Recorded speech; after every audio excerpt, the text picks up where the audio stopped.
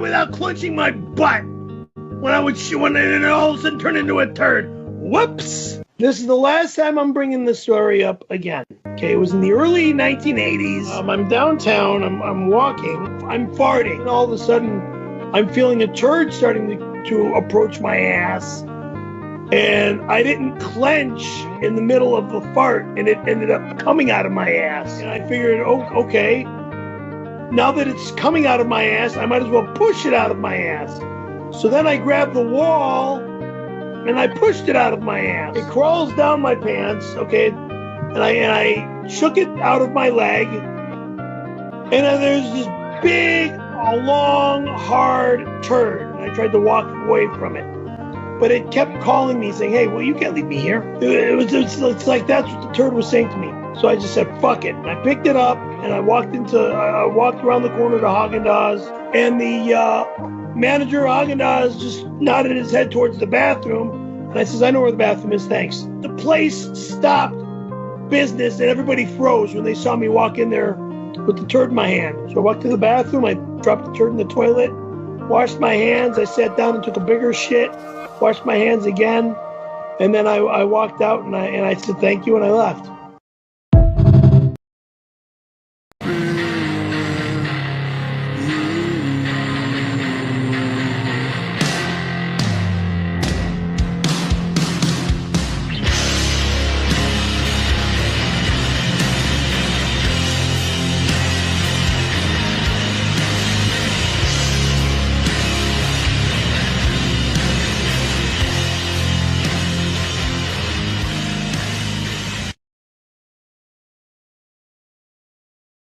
Bitch made Brian. Bitch made Brian.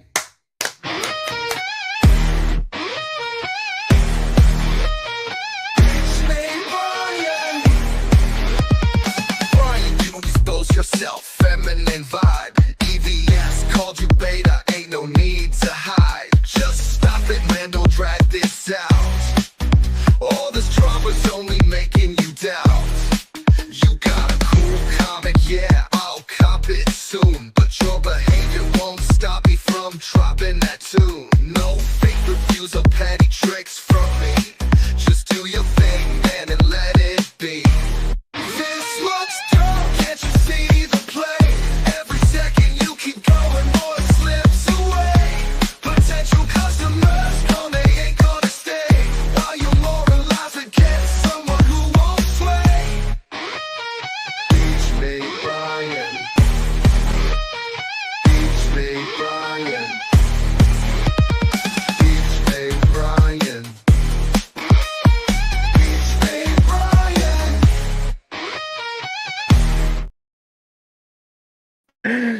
Oh man, what a great time. Here's the Rookie Critic. Let's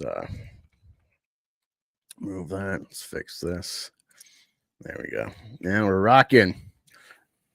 Hello, I'm becoming Dark MAGA. It has become part of me. I don't know why. I honestly don't remember if we talked about this or not. But I guess I am Dark MAGA because I'm not black, but so I'm dark. I'll take it. Like Shadow, like I'm Shadow MAGA. This is gonna be a weird stream, Rookie. Because we're just gonna be political. Thanks to Jeremy, you know, because I never unsubbed, like I assume Mad Max never did. I'm a sub for life. I'm not actually a sub for life. I've unsubbed from so many of those zero faggots. But Jeremy, there's something about Jeremy. I just can't quit you. Something in that country kitchen is cooking. Something in that bussy just can't quit. I guess not. But it's I'm scrolling my feed, seeing like, well, what's the talk of the town? You know, what's like a prompt? What's going on here? What's y'all's doing? What they be doing? You know, and saw Jeremy with his Jack Murphy cuck beard for Cobra Cast, and I was like, oh, I guess Jeremy's buying into fuck Tim Pool. That's my guess. I don't know. Yeah, he's been doing that. He's been doing fuck Tim Pool since he started Cobra Cast. Like that's like at least two. Jack Murphy was like what 2 years ago, 3 or something. It was around that time, I think, because that was when like Tim was getting a lot of bullshit for or like he. I think yeah, people were super chatting and he was like choosing to ignore super chats and limit the chat or something. And then that's when Jeremy was like, that's stupid. Why don't you guys come here and super chat me if he's not gonna read your super chats? And I think that was how he started. Whore. I love it. I think that was the exact day he started that. I don't remember exactly. I could be wrong, but that was pretty funny. I watched his first couple because that was pretty funny. People weren't mad at Tim Pool on the Jack Murphy show because Tim Pool had a reasonable like anti-COVID vaccine stance, and he's like, "If it's my kids," and so Tim Pool had this like idealistic, unrealistic stance of not being a parent, not understanding. Hey, am I going to make a political decision for my kid when he's almost an adult that's going to affect his course of life? Like he might have a chance to get a scholarship in baseball, but he needs to take the COVID vaccine and stay on the team. Am I going to fuck his whole career because of my political stance? He's almost a man. Arguably, historically, he would already be deemed a man at like 15, 16, 17, whatever. So should my politics that was Jack Murphy's take. Jack Murphy had a reasonable take on that. From experience living it, and Tim Pool had this idealistic, like, no way, kid, sorry, not happening. And it's like, yeah, you don't know what you're gonna do when your kid's giving you puppy dog eyes or like, I fucking hate you, like what that could do to you, and so yeah. But Tim Pool had the right political answer regardless of realism. And Jack Murphy wasn't necessarily attacked for that. It was like we found out he was kind of like bragging about cucking himself. Yeah, I just remember there's the cuck stuff. It's the beard equals the cuck. He's like this alpha male guru, and then he's like, yeah, I'm so confident I'll let my girlfriend swipe on Tinder and go out with guys and get fucked, and I'm that confident. It's like, no, that's not good actually. And then we found out you're like dildoing your ass and stuff. So which that's not very alpha. His beard, much like how Batman is the symbol for Gotham City and Superman for Metropolis, the Jack Murphy beard became the symbolism of cock. Essentially, it became the symbol. But yeah, I've never watched a Cobra Cast. I do like Jeremy Geeks and Gamers. I like the persona he has. He is kind of funny. Kind of cell phones in some ways, or like completely detriment to the movement validity that he's a part of. But I like the energy. He's somehow, with all the zeros, he's kind of been a true, honest guiding light, despite being a grifter. Like he grifts in an honest way. Like he's one of the only ones to call out his friends sometimes. Sort of Republicans too and stuff, just in general. So yeah, he's the only guy that has any sense of balls at all. And especially what we've gone through recently, Rookie witnessing, it's like, dude, it's just when you think you've cleared out and scared off all the bitches, we scared the hoes away. So we think we don't have to worry about disloyal bitches and stuff and silly politics. It still pops up. You're like, Jesus Christ, I thought I was out of this. Yeah, still a thing. But yeah, so we can talk about some Tim Pool gaffes. He's that hoodie, that beanie might be getting smaller and smaller by the day. Wink, wink. YouTube rules. That would be kind of funny if he were to, for the next few months, every time he does a Tim cast, to have a smaller cap every show, and it's just like you kind of question: is this head getting larger, or is he getting a smaller beanie, or something? As it goes. So we done some Tim Pool. Him showing what a dipshit he is. You might say this is an engagement bait, but it's like, dude, it's not cool, bro. Like, given the position you're in, you don't get to like flip and joke. It's like we're only going to read this as a serious post, and then we see your clips where you take it serious on YouTube, and you're like backing up this idea that we'll get into. But last night, Rookie was Stray Beans came by first time and we had a good time, but that got in the way of getting to Shoe on Head. So Rookie, you know, he could only handle so much adult conversation. He had to go get his bottle, his binky, go to Betty Bye. It was 4 a.m. and I was trying to stay awake and I was falling asleep and I was like, oh shit, I'd do the thing where you're like trying to stay awake and you nod off slightly and your like phone like spazzes, you spaz out. You're like, oh shit, what? You like try to kick yourself up. I was like, I thought I like threw my phone a few times. I'm like, I just need to go to bed now. I'm not any good. Yeah, but I had a good conversation that precluded getting to Shoe on Head. I didn't know how long it would go. I thought it would be a more academic video. The one I grabbed is the newest one, the female dating strategies. It's a femcel video. And it's so entertaining. It's just shocking. You hope it's all right? fake. You hope it's all fake, but this must be real shit, you know? I can imagine there's a percentage of it that is fake, but it's also just as believable real. that there's still real. Yeah, there's still real. We see Twitter. I mean, that's like, but I guess, you know, there's the real people behind them. I guess we've seen it enough with real people too. So it's, I don't know. It's weird. Yeah. It's weird. So, I had a good time getting to it. When I got to it, Katie popped in the chat, which was funny. So now I was getting the femoid feedback a bit, you know, and I was trying to tell her, who is this? I'm like, oh, it's Shoe on Head. She's awesome. And then we watched enough. She's like, I like her. And I'm like, that's right. And then I was thinking about it, Keely Chow, if he ever pops in here, he comes in last night. He's like, oh, it'd be so cool. Shoe on Head went on F&T or some other fucking zero fuck. I can't remember who he said. And I was like, just berating him. Probably critical drinker or something. Yeah, might be crooked. You know, I was just berating Keely for like 10 minutes. Like, how fucking dare you? I hope he didn't take offense. Keely gets foul. I think he can take it. Hey, I think Keely's cool. I think he gets like, yeah, hey, I think he can likes take zeros. it. Yeah. We hate him. In some way, we hate him. You know, I sometimes just like, oh, these silly, cute little grifters. Gosh. Oh, yeah. You know, I still have to defend the honor of Gary. You know, as much as I'll laugh at his pig wife, I also will be like, hey man, he cleaned up his act. Don't be targeting his meth history. You know, if anything, Meth Gator, like, I am here to be a guiding light for the meth Americans, you know, to be a safe place for the meth Americans. So that is just, you know, it's not a topic I address here. I'm not here to berate any of the zeros for offline content, what they've done, their gaffes or shortcomings. Using the meth shit on Gary as a neg, it's like, dude, he's been supposedly, take him at his word, over 10 years sober, clean. It's kind of like the great Jarbo little stuff. turnaround. It's kind of like the Jarbo stuff where everybody mentions his flagging thing. He's apologized for it. It was years ago, and it's like, what?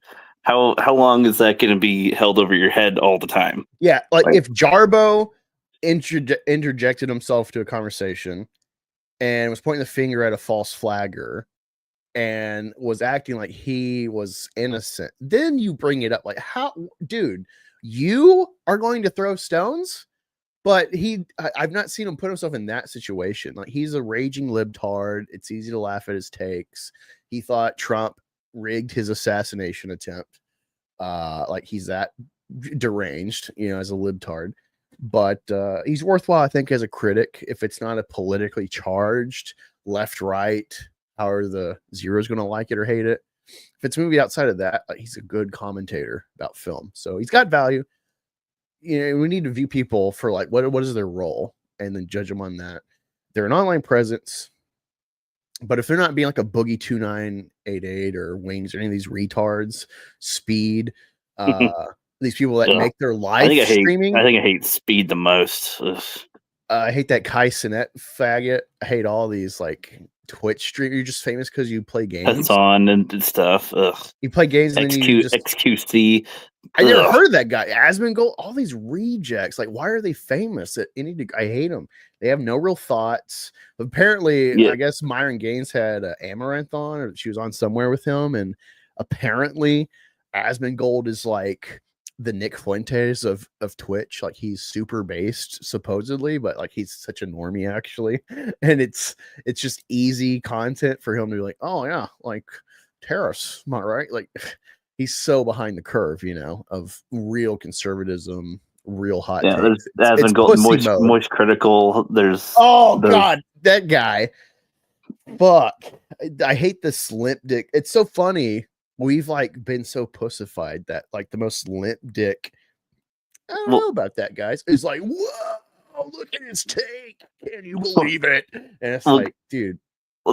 Take this as a shocker too. I think I could be wrong. I think PewDiePie, I don't think he does that many YouTube things anymore, and I think he's got a wife and kid, and is become a father, family man, and it's he grew up. Well, dude, he had a stream recently where he said something about Rogan, where he's like, "Yeah, I don't really watch Rogan." He's like, he pretty said that's beneath me, or that's normie shit, or something like that. And he's talking about oh, I got this special edition. I really love this edition of the Iliad and stuff So yeah, he's got some tradcon coding. He's some Aryan coding to his behavior and stuff. People cry about he said N-word on a stream or something. Yeah, so it's he's not. I don't like him either. About this guy because I don't like that guy at all. But I like that he seems to be improving. Growing up a bit. Yeah. He's not, playing a character for fucking 50 years. I look at Asmongold, and it's how are you more Neanderthal and shark-eyed than you're a lesser copy of Sturgis. It's crazy. I can't believe that we have reached this low in our gene pool as a humanity. Yeah, I know the freaking scientists, the de-extinctionists have their work cut out for them. Nature's doing it itself somehow. It's I hear about bringing back dire wolves and mammoths and stuff, and I'm like, I'm on board. I hear about Asmongold existing, and I'm like, you're so busy asking if you could, you didn't ask if you should. There's one streamer, I don't know which streamer it was, if it's Moist Critical or Asmongold or XQC or something. One of these people, they had a dead rat in their house somewhere, and they knew there was a rat around, and they knew it died at some point, and he never found it or looked for it. Probably didn't even look for it in their mess of a house. And he was like, yeah, it was a good alarm clock for a long time because in the morning the sun or the heat makes it stink a little bit more, so it wakes me up in the morning. It's just dude, that's some Indian shit. It's what you expect to be in a hotel in India, that, the conditions, not in America. And the XQC that blonde dude does in the Eric video briefly for a little bit. He's making the rounds again right now. He's going after Kai Cenat for supposedly faking his numbers. And I'm like, who cares? Yeah, he's so stupid. He's like, what's this? Why is my water bottle sweating? Why is there water on it? It's condensation, children know this. And then he apparently had he didn't understand, he had an ear infection because he left took his headphones off. He left a wet towel on the floor for a month or two, and just kept on using this wet towel scrunched up and damp and not ever being dry or hung out, not even hung up to be reused or something. I use a towel for at least 3 showers, but then after the third one, that becomes my floor mat. That's my transition period. It's right now I have 3 dishes and a couple of bottles in my room, and I'm when I'm done streaming here, I'm gonna take them out. You don't want to wait, hey, I don't know if he's working or not, but I got us in the link to not Dermy, fuck that guy. Scrummy Wummy. Oh yeah. He was in the chat and he had some experience relating to the shoe on head femcell reactions. And so dude, come on, let me hear this fresh story. And he was busy at work, I think so. What was femcell her last? I've seen all of her recent videos. That's the last video she did, yeah. Okay, yeah, because I've seen all of them, but she does them once a month or something. So, but no, I'm following up because it's one thing to talk. This is why it's going to be a weird stream, because it's basically not entertainment focused at all. Although politics has sort of become entertainment in a way, in some ways, unfortunately. I mean, entertainment entertainment would end up talking politics, and now politics sometimes talk entertainment. They are kind of a mishmash these days, unfortunately. Yeah. I've always loathed that potential. I was always like, man, I don't want Star Wars. Star Wars is political in a like conceptual way. You know, it's a loose political theory of like easy talking points. You know, Nazis bad. You know, as an archetype or whatever. But it's Lucas artistically playing with like, how does democracy corrode into tyranny? That's what the Star Wars saga 6 films is about. And it's rooted in him being a libtard, anti-Vietnam War, of Nixon hating, you know, faggot from California. But he had artistic restraint. He understood the art. He restrained his outright ire and gnashing of teeth, like, you know, the green jacket lady sky crying at Trump. You know, he wasn't that. He had the restraint to not be that kind of person. That's the brilliance of Star Wars, is it is thoroughly a anti-Vietnam film. And obviously we can look back and say fuck Vietnam. Back then, like, that really was a dividing line. People still believed in America as like this icon of goodness for the world, and Vietnam was like this shattering of the mirror for the average American to like see, like, oh yeah, our boys in green, they're fighting for Uncle Sam, doing good, bringing democracy to the world. And then it's like, yeah, I'm bringing democracy, Dad. I burned this old lady's hut down and put a gun in her face. Hooray! I'm a good guy. Fuck these commies. I'm a democratarian. Hooray! Yeah, you know, that's the story of Vietnam. Is like, we fought 2 previous wars against the Gooks. You know, that's the sentiment. It's a more or less racial lines war, and we know the bad guys. Now we're so it's kind of like generational. It's like, you know, you have the 40s, the Japs, the 50s, the Koreans, and now in the 60s you got the Vietnamese. So it's like this passing the torch every decade. We got to fight a new Asian front, you know, and it's inoculating the people. It's desensitizing to them to like, status quo again. We got to fight these people again, you know. And for this time though, it's, you know, the Japs are justified. I don't know about Korea. It's a forgotten war for a reason. I know we got stopped because of the Chinese would have got involved, and that would have been a nightmare. They already had the nuclear capabilities by 49, so makes sense actually. But Korea, we inherited that, or Vietnam, we inherited that from French colonization as a failure. So we inherited this nightmare, and we didn't just drop it. Kennedy was going to stop it. That's why he got shot on top of the bomb. But yeah, it's interesting. It's interesting to like realize the history of the era and look back and be like, I probably in this day would have been on the hippie side on that conflict, you know, despite hating the hippies, you know. It's like unfortunate alliances kind of thing. And yeah, I've always loathed the idea of I'm fighting Ryan Johnson and Kathleen King. I'm fighting to keep the purity of this art, that when it's political, it's like by the creator and not by like corporate interests that are aligned with some senator that's bought by a company for an initiative, or to like distract us to look over here instead of like real world problem. You know, that's what I was fighting for when I got into Phantom Menace, is like, I want to maintain some sort of purity of art. So that's why the Snyder Cut was like such a good hoodwink for me to support tangentially, where it's like, I don't really care the Snyderverse, but the idea is important, you know. And that was a gay hop. So like, I'm just completely blackpilled on this kind of shit. Yeah.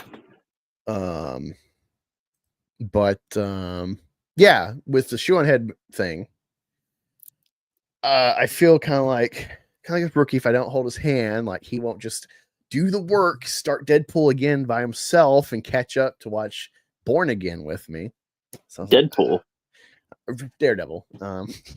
That's an easy mix-up. It's Marvel. They're I know. I was being an asshole. I was being an asshole.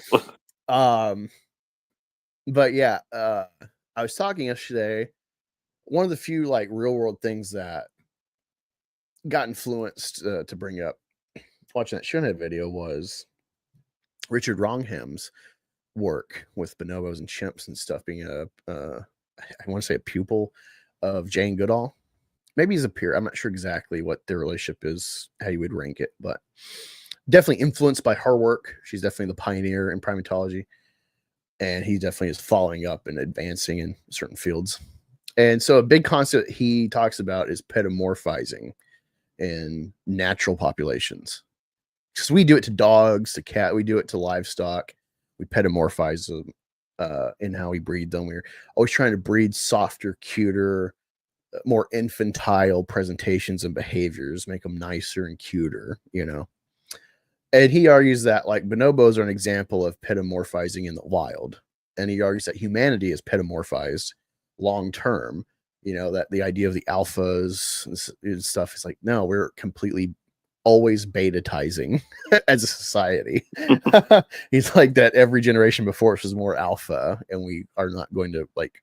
But he's also crazy too, because he's like, oh, in an ideal world, like you should abort all males and there'd be peace, you know. So he's kind of a radical, wacky guy, but he has the balls to state that kind of thing because he thinks like males are like the root of problems because we're like the mutation from the norm. We're the X factor, even though we're the Y factor, actually. Yeah. But you know, it's like, so the guy is like very interesting, very interesting. He's got a lot of worthwhile science. And so I want to show this clip from Lex Friedman that like got me into knowing about him. I've not indulged his books yet, but Richard Wrongham, very interesting guy, worthwhile digging into. So I'm going to like walk through with y'all on the stream to, not the stream, but the clip to kind of maybe actually pique your interest in the stuff he talks about. So let me go over to this clip. Let me see. Lex Green. It's gotta be free. I guess it's Friedman. That doesn't look right. Richard Wrongham. Tribals explain. Friedmanize me, Captain. Sorry, what? Friedmanize me, Captain. No, just saying weird stuff together while you find whatever you're looking for, because you'd be looking for something. Anyone comes in on the replay, forgot to mention, I was over at Katie's stream earlier, so go say happy birthday to her or leave it in the comments if the stream's done, if you're here. Sorry I don't sound more anime. It's just like I'm in this weird mental state where like I'm up, I'm trying to be proactive, but I'm just like I don't know what to call this mood I'm in. Watching ads in 2025, you're doing something wrong. If you're tired, I'm tired of ads. Yeah, it's fucking annoying. Dude, oh my god. The Act Man? Yesterday watching that Shunhead, like she does her ad, I skip through it. And I'm like, I appreciate her actually trying to like make it different, but it's still a fucking ad. And literally, like after I start playing it, ad. She had like it says includes pay promotion in the video, and I still got a fucking ad after her ad after skipping it. And I'm like, dude, how are you kidding me? Lame. But this is titled Beta Males 1: How Violence is Responsible for Evolution of Modern Humans with Richard Wrongham. What role has violence, or do you think violence has played in the evolution of Homo sapiens? So we are quite an intelligent, quite a beautiful, particular little branch on the evolutionary tree. What part of that was played by our tendency to be violent? Well, I think that violence was responsible for creating your Homo sapiens. And that raises the question of what Homo sapiens is. Yes. Yeah, exactly. So, you know, nowadays people begin the sort of concept of what Homo sapiens is by thinking about features that are very obviously different from all of the other species of Homo. And our large brain, our very rounded cranium, relatively small face. These are characteristics which are developed in a relatively modern way by about 100 70,000 years ago. Say, that's one of the earliest skulls in Africa that really captures that. But it has been argued that that is an episode in a process that has been started substantially earlier, and there's no doubt that that's true. Homo sapiens is a species that has been changing pretty continuously throughout the length of time it's there, and it goes back to 300,000 years ago. 315 literally is the time, the best estimate of a date for a series of bones from Morocco that have been dated 3 or 4 years ago at that time, and have been characterized as earliest Homo sapiens. Now, at that point, they are only beginning the trend of sapienization, and that trend consists basically of gracilization, of making our ancestors less robust, shorter faces, smaller teeth, smaller brow ridge, narrower face, thinner cranium, all these things that are associated with reduced violence. Okay, so that's saying that's Homo sapiens beginning. So it began sometime 300 to 400,000 years ago, because by 315,000 years ago, you've already got something recognizable. So you're more on that side of things, that there was this gradual process. It's not 150, 170,000 years ago. It started like 400,000 years ago, and it started 300 to 400,000 years ago, and if you look at 170, it's got even more like us. And then if you look at 100, it's got more like us again. And if you look at 50, it's more like us again. It's all the way. It's just getting more and more like them. I don't know where to comment yet. So the question is, what happened between 300 and 400,000 years ago to produce Homo sapiens? And I think we have a pretty good answer now. And the answer comes from violence. And the story begins by focusing on this question: why is it that in the human species, we are unique among all primates in not having an alpha male in any group, in the sense that what we don't have is an alpha male who personally beats up every other male? And the answer that has been portrayed most richly by Christopher Boehm, and whose work I've elaborated on, is that only in humans do you have a system by which any male who tries to bully others and become the alpha equivalent to an alpha gorilla or an alpha chimpanzee or an alpha bonobo or an alpha baboon or anything like that, any male who tries to do that in humans gets taken down by a coalition of beta males. And that coalition... Yes. It's a really good picture of human society. Yes, I like it. Okay, so and that's the way all our societies work now. Yes, and because individuals try and be alpha, and then they get taken out. Yeah, I mean, we don't usually think of ourselves as beta males. Yeah, it makes sense, I guess. I suppose that's what. Oh yeah, look, Not sure. Caesar stabbed. Fuck, how many times did Caesar stab? Let me check. Caesar number of stab wounds. 23 times. He had, I think, at least 7 conspirators stab him. So you have a beta coalition stabbing the alpha Chad Julius Caesar. King George III has a coalition of beta American revolutionaries take down the British Empire out of America. Like, yeah, very rarely do you have the alpha male Alexander that fucks the whole world up, but then he dies like right after, possibly prophetically, as he ignored a warning from a passerby telling me, like, don't go in there, you'll die.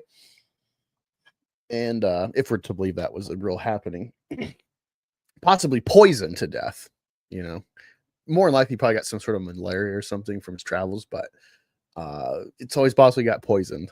But I think he contracted some because some forensic virologist point out that the symptoms, the way his body was said to have been preserved so well, she thinks he was still alive when they were parading his dead body around, that he went paralyzed and they just didn't know it, But yeah, he's like the one example of like not being taken down by a beta coalition I can think of. It's just like, dude, this is a very interesting concept. It's like, I don't know. I love rewatch. I love this interview. I don't like Lex Friedman necessarily, but he plays like Rogan kind of. He facilitates interesting conversations with interesting people. That's the brilliance. He lets them play the show basically. I feel like But in a lot of other species that they don't have the betas try to do that is because the betas would still, there's like a high chance they'll all be killed still in a lot of alpha situations. well, they're a lot less social, less political in most other animals. It's kind of just like a scent. It's just kind of like, yep, that's the guy. And then mating season happens, and then it's like, I don't know if you're the guy. Let me fuck you. Let me fucking fight you. Right. And then you'll get these weird cases where, like, elks will have their loser's head stuck on their horns.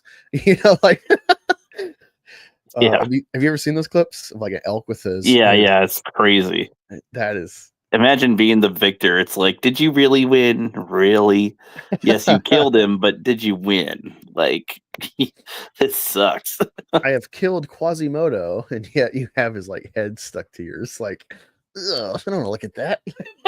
Man, there's all these bugs and maggots around crawling up. I can't get another fight right now with this. It's heavy. Like, it's uncomfortable. Nasty. It is. It's not that necessarily like the red pill commentators about like these kind of paying attention to evolutionary psychology and biology and stuff as ways to like hack the system. Game theory and all this stuff. It's not that they're necessarily wrong about nature and stuff that they're digging into, but this long form, what wrong I'm saying, it kind of makes you reevaluate all of our existence. That's how we perceive it, because it is like an alpha personality, at least, that like creates the coalitions to rally around. There's still like a primacy, still a hierarchy. You'll get Jordan Peterson to talk about reducing, a comparative analysis of us and lobsters in psychology and I think serotonin reuptake and stuff. Now, like loser lobsters become wimpy and losery looking. They have smaller claws, all these like signs that reflect the reality. And it's cyclical. It's like a spiral. So it's a collection of facts. It's not just one, but I think it's a very interesting thing people aren't hearing. And basically what he's saying is pedomorphizing socially. Yeah. On top of the physical reality of that.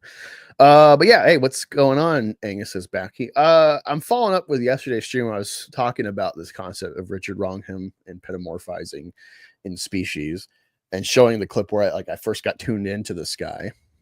Because I think it's be a responsible streamer. You can't just throw out a fact, because people will be like, oh, okay, and they'll like forget. But like if you impress upon them the source, it reinforces, like maybe they'll actually follow up and start investigating, becoming a smarter audience with me. It's not just me leading, it's me facilitating. I think a lot of people want to hide their notes. It's kind of like the in bitch at my work, Rookie, where I'm the worker. Yeah. I'm advancing, I'm threatening her job from her view. And so she's trying to keep me dumb, keep everyone else dumb to secure her role. I'm the guy, hey, you want to learn my job, my roles? Cool. You want the extra $2 on your check every hour, but you don't want the responsibility of staying late to finish the job. You want to punch in 7 to 7 and leave. You're the normie, wagey. I am the guy trying to advance. You don't want my responsibility. So total fire and ice temperament and worldview. She had a scarcity mentality. I'm trying to be like fatherly and leadershipy. I say leaderly.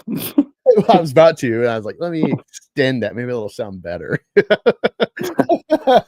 So to kind of go on what Becky's gonna ask next, like, do you think that if we I think it's too, I don't think that we can. We'd have to like really take technology and like the amount of weapons we have out of the situation, because it's like, it's not about, I feel like we're at a point where it doesn't matter how alpha you are necessarily. Like there's so many ways to kill someone. So it's like, what does it matter if you're the alpha? Like you could give a beta the weakest beta a certain weapon and can take out the alpha. So it's like, we got a lot of what does that mean? Yeah. We have such a complex network now, it's hard to even assert to the alpha status. And society, especially in the gynocentric society, will target you to take you down. I think that's the real thing with Tate, is he's resonated with young men, and women hate that like their primacy is at stake with the next generation buying into the counter signal that, and then also with this Georgia stuff, like, you know, all of his cases have been dropped or, you know, let go. He's really being targeted politically, I think, especially with Britain trying to gin up new stuff. He's said he's trying to run for like prime minister or some office. I don't know how legitimate that is, or if it's like a Kanye PR kind of thing, but yeah, he scares them because he's got a completely anti-pussified society stance, you know. And obviously there's shortcomings like the whole pimp stuff. It's just not like, it's not, I mean, it's not savory at the least. But it's kind of two-faced. If we're promoting like women's independence and OnlyFans and whatnot, well, he's figured out how to game that, and they hate that, you know. I do wish there was like an element to society, like globally, even like where, I don't know, where you do have to put what? You're a globalist? No, I'm just saying, in the rules of man is what I mean, and that applies to not just America in terms of like the human species.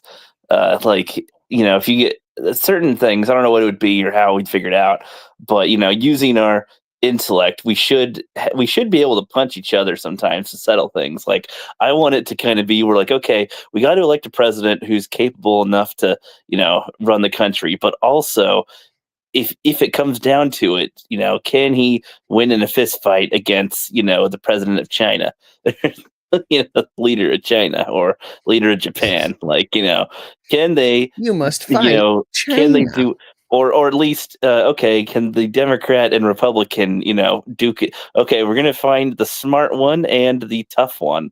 So whichever one, you know, dude, you might like have a Republican, Trump, you know, get Trump, or like for the next presidential campaigns, have them, instead of debating, have them have like a playoff. What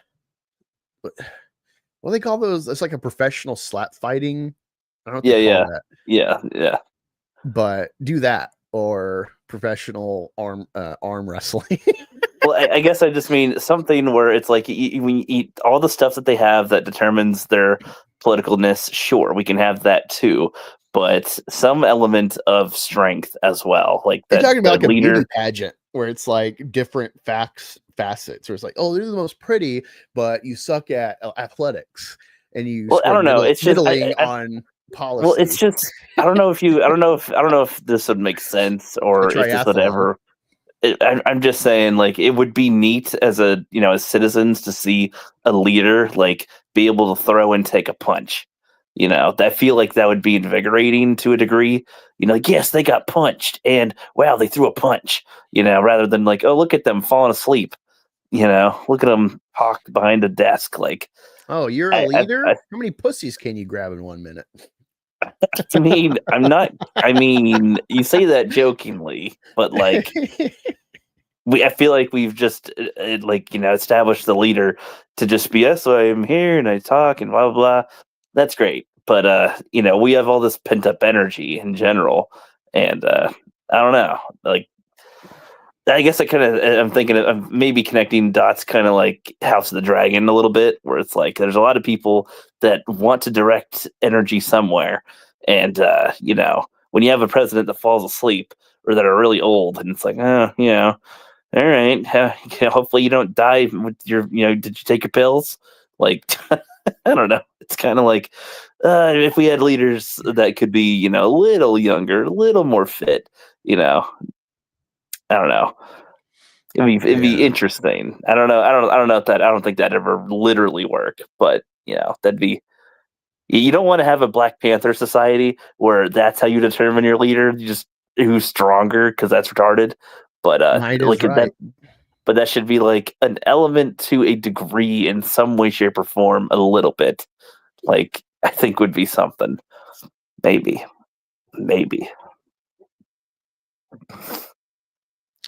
Yeah. Let's continue. Democracy is exactly. Yes, exactly. Okay, so at some point, alpha males get taken out. Well, what alpha males are males who respond with high reactive violence to any challenge to their status. You see it all the time. Yeah.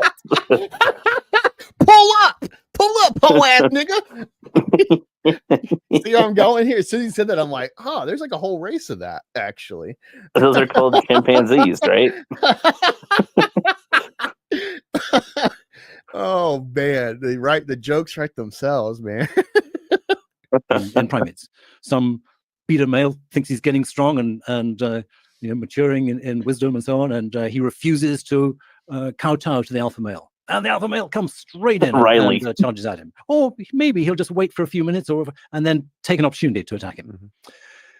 Yeah, that's Riley's novelty scissors against Eric. These primates have got a high tendency for reactive aggression. And that enables the possibility of alpha males. We don't. We have this great reduction, as I talked about earlier. And the question is, when did that reduction happen? Well, cut to the famous experiments by the Russian biologist Dmitry Belyaev, who tried domesticating wild animals. When you domesticate wild animals, what you're doing is reducing reactive aggression. You are selecting those individuals to breed who are most willing to be approached by a human or by another member of their own species and are least likely to erupt in a reactive aggression. And you only have to do that for a few generations to discover that there are changes in the skull. And those changes consist of shorter face, smaller teeth, reduced maleness. The males become increasingly female-like, and reduced brain size. Well, the changes that are characteristic of domesticated animals in general compared to wild animals are all found in Homo sapiens compared to our early ancestors. So it's a very strong signal that when we first see Homo sapiens, what we're seeing is evidence of a reduction in reactive aggression. And so we've had these masculine gorillas that, chest bump, fucking, stomp things. Then it's like, oh, these fucking little feminine bitches, little humans now. It's what we've become. Well, hearing this really changed my perception on general rhetoric, general common sense thinking about everything, about how we perceive masculinity and stuff, and like the decline of the West rhetoric, which is pertinent, is a real issue.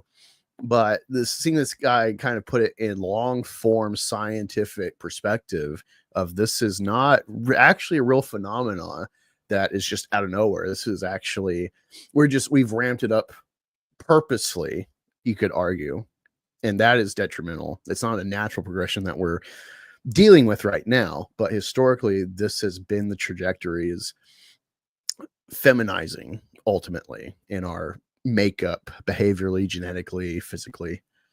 And it's like, wow, this is such a crazy concept that he's like validating with all these stats and evidence and whatnot. That is the point at which there is selection against the alpha males, and therefore the way in which the selection happened would have been the way it happens today. The beta males take them out. So I think that Homo sapiens is a species characterized by the suppression of reactive aggression as a kind of incidental consequence of the suppression of the alpha male. And the story of our species is the story of how the beta males took charge and have been responsible for the generation of a new kind of human, and incidentally, for imposing on the society a new set of values.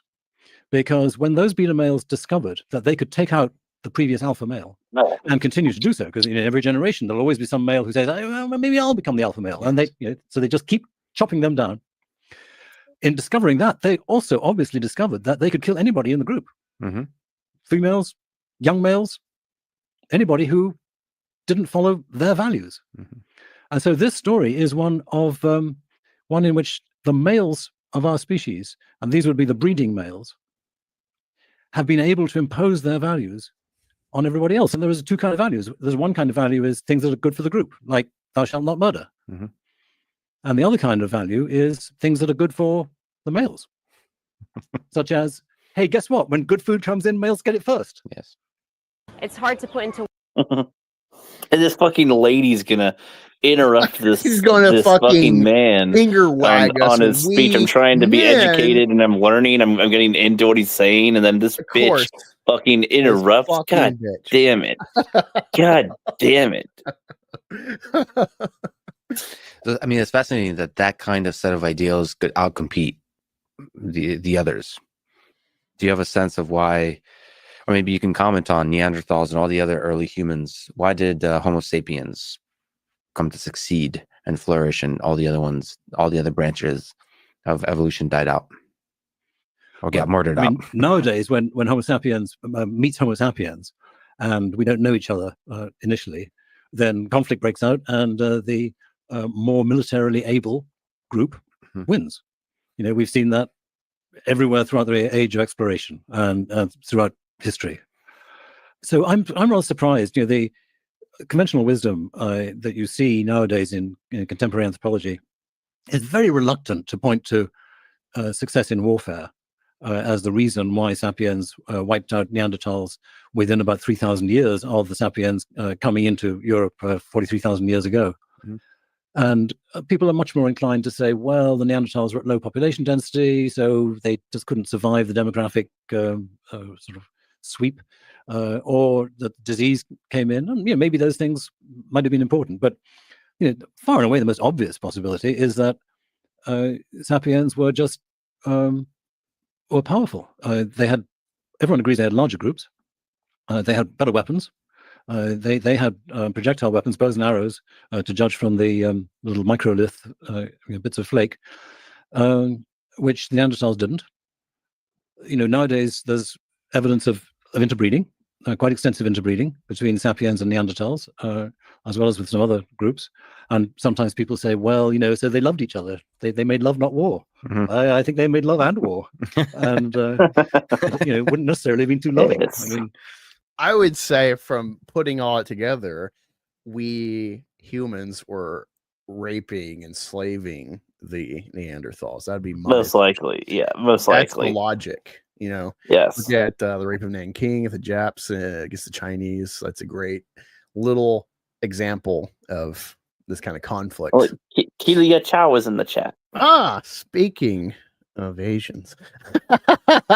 What is up? Oh, what's up, Keela? I'm just following up with this initial introduction to Richard Wrong, and that I got. That is why I was voicing the pedomorphized concept with that shoe on head video yesterday. The idea that we've constantly been betatizing as a species from the get-go, and it's reflected in our genetics, in our behavior, and in our physical representation historically. It's a progressive pedomorphizing, just like we do with domesticated animals. We breed out the aggression, we try to make like cuter animals. That's what pedomorphizing is. I think it's funny that is true, and I believe that, but we also, humans will still feel this compulsion for violence, though. Yeah. We're trying to be less aggressive, but it's like adding to generational pent up, I gotta fight something. We have, evolved past, generally speaking, there might be a certain race kind of conflicts this, but generally humanity has become a lot more coalition based. Our aggressions have become committee sanction versus impulsive and individual. Yeah, it's okay, I'll hold back so we can agree that we can fight or kill those things, is what it seems to be. Not that it's gotten rid of. It's just we'll agree to fight this out here or there. But it's kind of what I was getting at with the president thing a little bit, wouldn't that be fun with insurance or something? Somebody hits your car, you can't afford insurance, and it's well, if I could beat the crap out of you, then you got to pay for my fucking thing, so then you pay for the damages to the car somehow. That'd be something, Yeah. In some states they do kind of have that, dueling, but you both have to agree to it, and there has to be some type of legal witness or some shit. But yeah. If you just follow through from typical ethnographies nowadays of when dominant groups meet subordinate groups, they didn't know each other, then you can imagine that Neanderthal females would essentially be captured and taken into sapiens groups.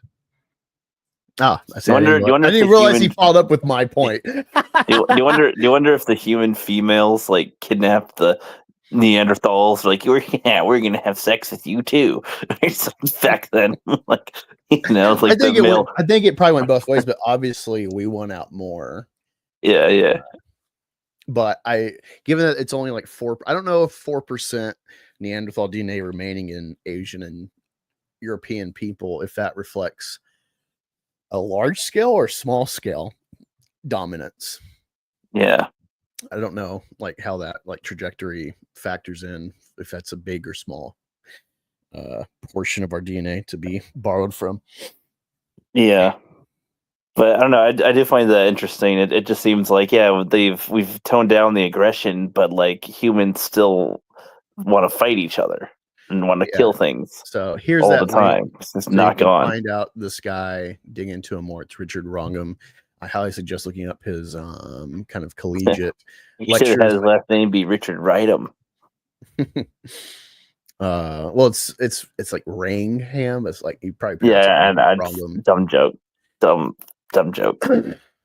But interesting. This little sidebar is not the focus, but it was another thing that popped up when I was trying to investigate this Tim Pool stuff. Interesting.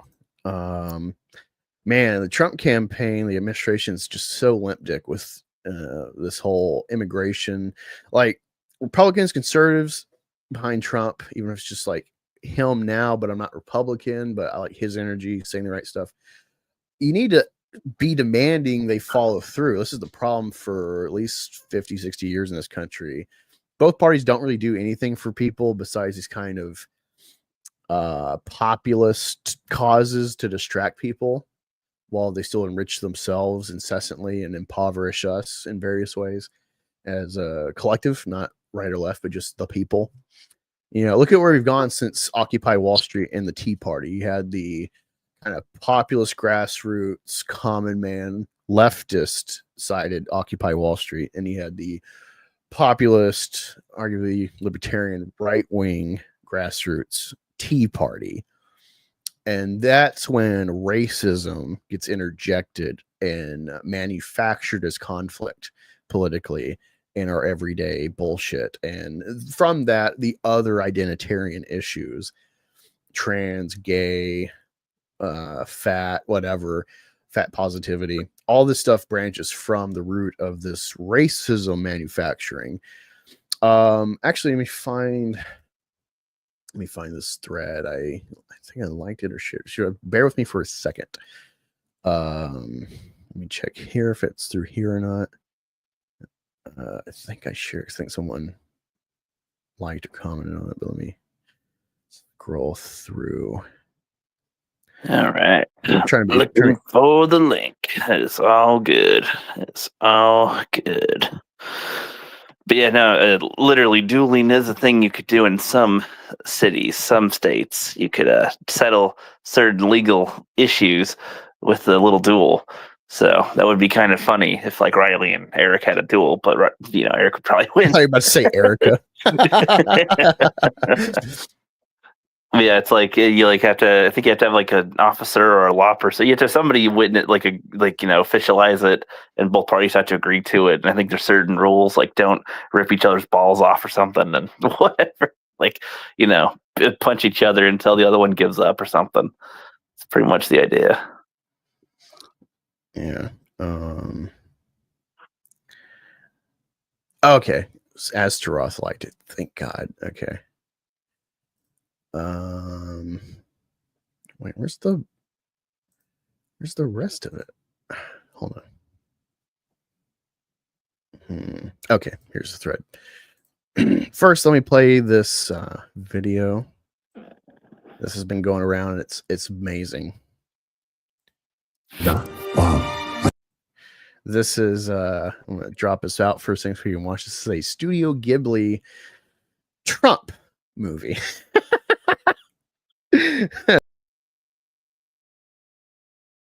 死んだバーン初めて俺に伝えている絶望の匂いだ面白いこと見せようかほらこんなにガチンが多すぎてお父さんあかんドナルド君まだ死ぬ時じゃないでしょアメリカ万歳ファイト絶対負けないよ。ランドトライドまで出ろ。だってまだサンキュー言ってないでしょ。一回も言ってください。おい仲良くしてね。この世界季節いけるかな。昔グレートだった大きにまたグレートになるかな。あのさ、有名人なら誰かのマンコを掴んでいいさ。そう見放せるで。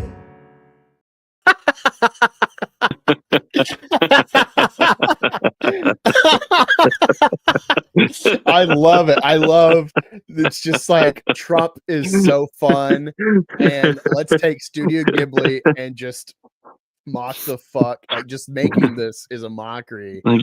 They called him one vagina. They won't let you do it. You know, it like just went full spectrum MAGA with this. The world is wounded. It needs the healing. different JD Vance memes. Like this is fucking brilliant. Like, dude, this would make $1 billion. America used to be great. Shows him giving out French fries. Well, that's hilarious. I hope fucking Fuentes adds this to his loop of intros. Because when you watch the stream, you have to wait until it's over and look at the comments to see when the time starts. Actually, because he'll start it and the stream will be 5 hours, but it's actually like 2 hours, and it took him like 3 hours to get up or to finish his research for the topics. You know, so yeah, when he starts, you see the notification. Oh, if I just stream it, you're like, no, don't jump. You just wait 2 hours at minimum and then check it out. You know, but yeah, he's got these great clips, and you know, this America used to be great. Like that's part of his MAGA 2016 campaign. You know, is making America great. It's like, it used to be great. We used to make shit. And so that's why the tariffs are so fun. And then Trump just fucking flops on them in a week like a pussy when everyone is bending to us instantly because we run the world but it doesn't feel like, if you're a citizen, it doesn't feel like you're on top. You know, you're looking around like, is there anyone else I can go? You know, but everyone else sucks. So you're just stuck here sucking while everyone's siphoning the life out of our country, you know. So it's a weird time in that way, but the energy, the fun of Trump, despite all the shortcomings, it's a weird conundrum to be in, of like being from the side. It's like, I still like Trump, but he's totally compromised. He's just another do nothing president. You can enjoy him, but doesn't mean you need to trust him. There's differences, you know. You'll give him a shot, but you're aware of possibilities. You're telling me for the first time. I love that clip. This is so great, man. This just it follows up with the AI conversation. You're fucking done, artist. Hayao Miyazaki, you're not special. Fuck you. I just love it because it's like, yeah, you frame it the right way, and like, you know, Trump's story is the fun story to tell if you want to make it like make it more dramatic as a thing. Like, you know, oh, you get shot. Oh, you okay? You know, you grab one's pussy, they won't let you. Whatever. It's like America, bonsai. Dialogue with the clip. I didn't realize bonsai was live longer, you know, prosper. So that's interesting. But to undercut the fun of the Trump movie by Hayao Miyazaki, there's the reality of Trump and his policies, and this just looks, on the face of it, I haven't dug into this, but this sounds like bitch made as fuck.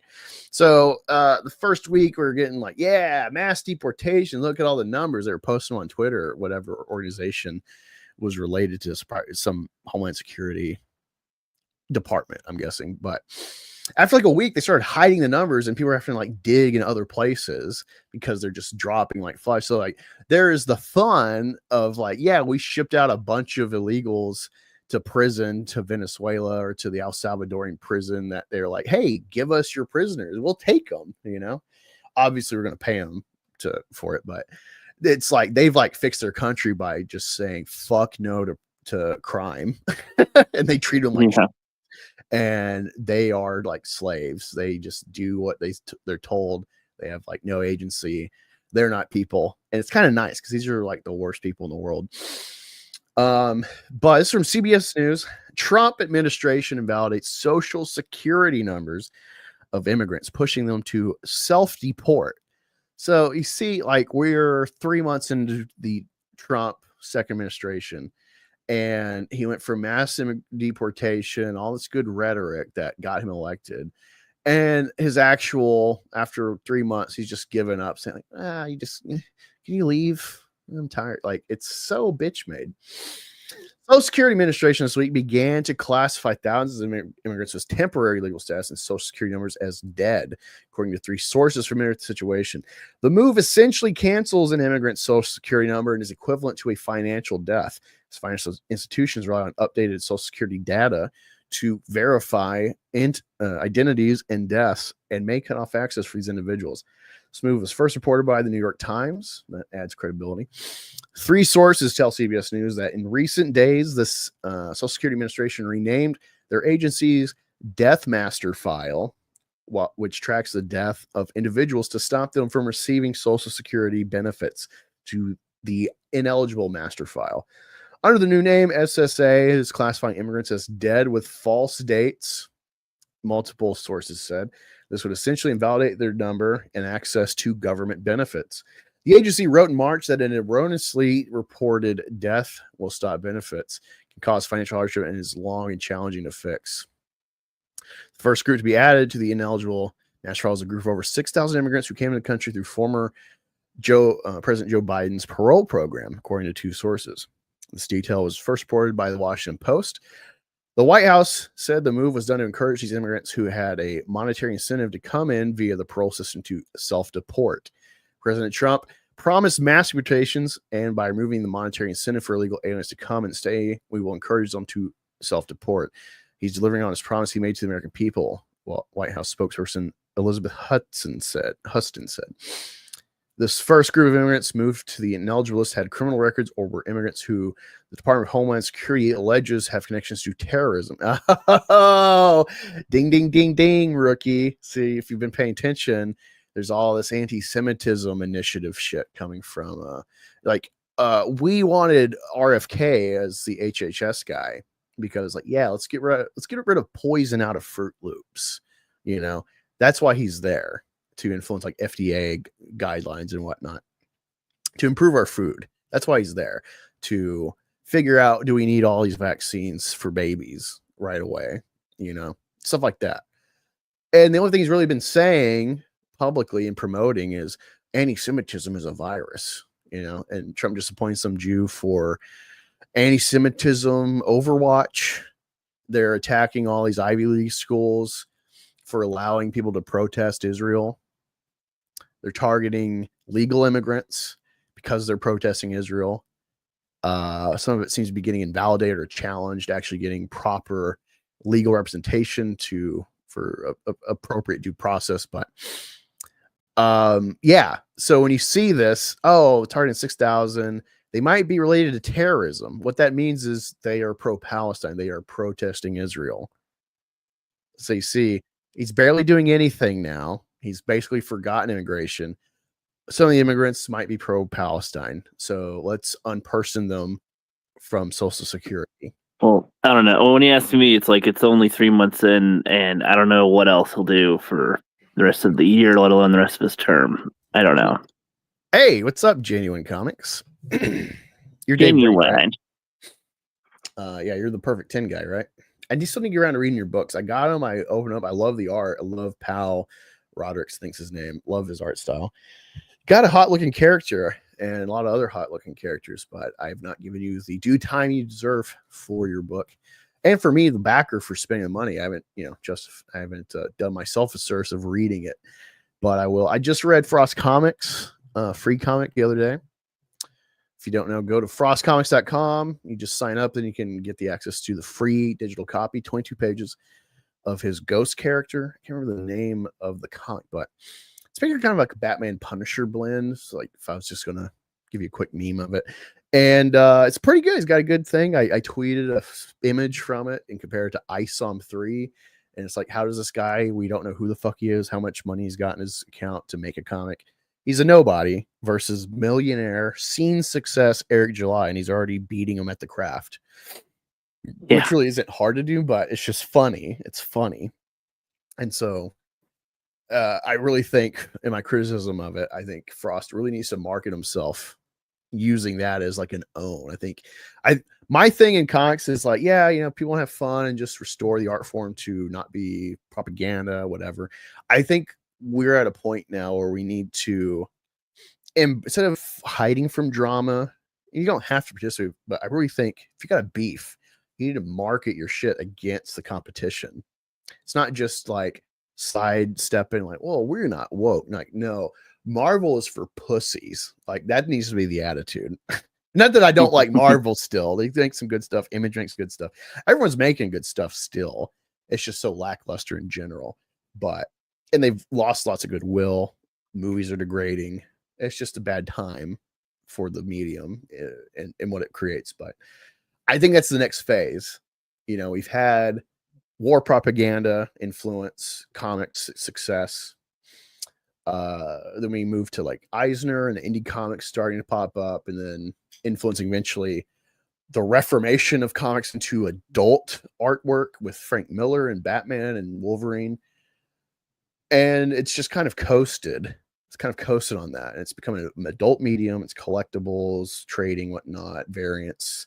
That's fine. It branches out. More artists, better artists get into the craft. But I think we've stalled. Now we've gotten to this point where it's leftist propaganda. It's not like pro-country propaganda. It's not jingoism. It's like self-loathing propaganda. And first we got to, stop that. But what else are we doing? I think beefs. Ironically, me, Angus, saying this, I think beefs is the next format. We got to get into the rap game. Got to be dissing motherfuckers. You know what I'm saying? For sure. Got to be 8 Mile in this bitch. But no, Joey, I think going into like an 8 Mile. I think it's what's fun about EVS and Trashcast is it's got this kind of rap beef feel to it. But it's a little annoying because it's Eminem and EVS fighting Clarence. Literally, like, this is the setup. Really, legitimately, it's Eric is this fake hood nigga.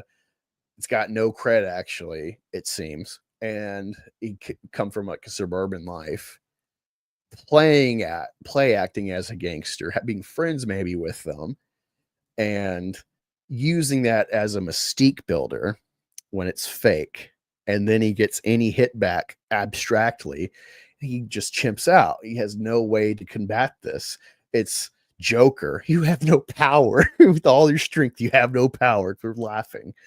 But no, glad to see you here, man. Try to catch everyone's content. Try to be more active in catching people's content, at least commenting, a drive-by. But I follow so much shit. I got so many interests. It's hard to keep up. So don't take it personal, Mr.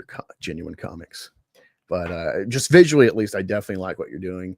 That in and of itself is worthwhile to me. I'm very much a visual comic. I'll read ugly comics and enjoy the story, but I want good looking comics. So you definitely already are winning that factor, Dave. So but anyway, back to Trump and his failures and this the shifty deviousness of just using this immigration ideology to actually just target anti-Semitism disingenuously. There's an explanation and concern among Social Security employees and experts that other immigrants with legal Social Security numbers, such as those who have legal work authorization and entered through the enumeration beyond entry program, could be targeted next. The request to add the first 6,000 names to this list comes from Department of Homeland Security. Two sources said there was also a memorandum of agreement about the move signed on Monday by DHS Secretary Kristi Noem and acting SSA Commissioner Leland Dudek. According to one source from there, there are specific qualifications for lawful immigrants to qualify for benefits. For instance, immigrants under work authorization or those with green cards can obtain specialized numbers, but are not entitled to payments from taxes paid within their first 5 years in the country. It sounds like it sucks to be an immigrant. It's such an uphill battle to actually enjoy any privileges, and you're already fucking them. Like, I don't know. How'd you have it? What? Oh, you said that they're already getting fucked. Yeah, it's like, hey, you're gonna let me read that again. They're not entitled to payments from taxes paid. So it's like they work, they're paying their taxes on their wages as like registered immigrants into the Social Security system. They cannot, unlike from what I'm reading, interpreting this. So a citizen, right away, you get hurt, you need Social Security for illness or whatever. You're a citizen, you're getting it. This is like a second tier system, which obviously they're immigrants. So whether it's short term or they're seeking citizenship, it's just like they're already disincentivized to come here. It's an uphill battle for legitimacy as an immigrant to become American. And so they're saying, like, I'm assuming, unlike an American who gets right away, even if you're paying your taxes for Social Security, you don't get to get it for 5 years. Right. From start date. So that's what I'm saying. Like, they're already getting fucked. Like, what? It's just giving me more insight into the not that I'm like pro-immigrant, that I want them here of any kind. We need less people here. This is another reason why the wages and there's such disparity in wages and like housing prices and whatnot. Boomers influence it because they're greedy fucks. Hedge fund guys, all the Wall Street guys, they fuck up their system with their abstract bullshit that you need lawyers to interpret. But also, we don't need immigrants here. We need less people. Oh yeah, that's just across the board. I don't want any. I don't want whites, don't want blacks, don't want Mexicans, Asians. I don't care if they're a benefit for the GDP, for the economy. Like, a country is more than just an economy. You know, like, it's a culture, it's social standards and faux pas and taboos. That's what a culture is, what a country is. And we're all kind of in this modernity trying to like corporatize countries to just be economic machines. And you don't make anything out of that. You know, you're just a product producer. You're a nation of consumers. Is that all that unites us? So. You know, so that's why I'm like, no, we need less people. We need to thin people out and figure out what our culture is. You know, if like what I want loses, as long as like there's the conflict to define it, but this like just weird. So what's wrong with this populist yo-yoing of the presidential seat, and everything trickles down to the other seats from that, is we're just yo-yoing back and forth. No, it's my turn. And we're not making anything solid to progress from. It's just backbiting each term, you know. Hey, executive order. Well, that lasts for 4 years. And then they just, that's over. Executive order to end that executive order. And then triple reverse these back to you. Yeah, like, we need our Congress to be doing shit, you know. And that's like a big problem, is we need like amendments.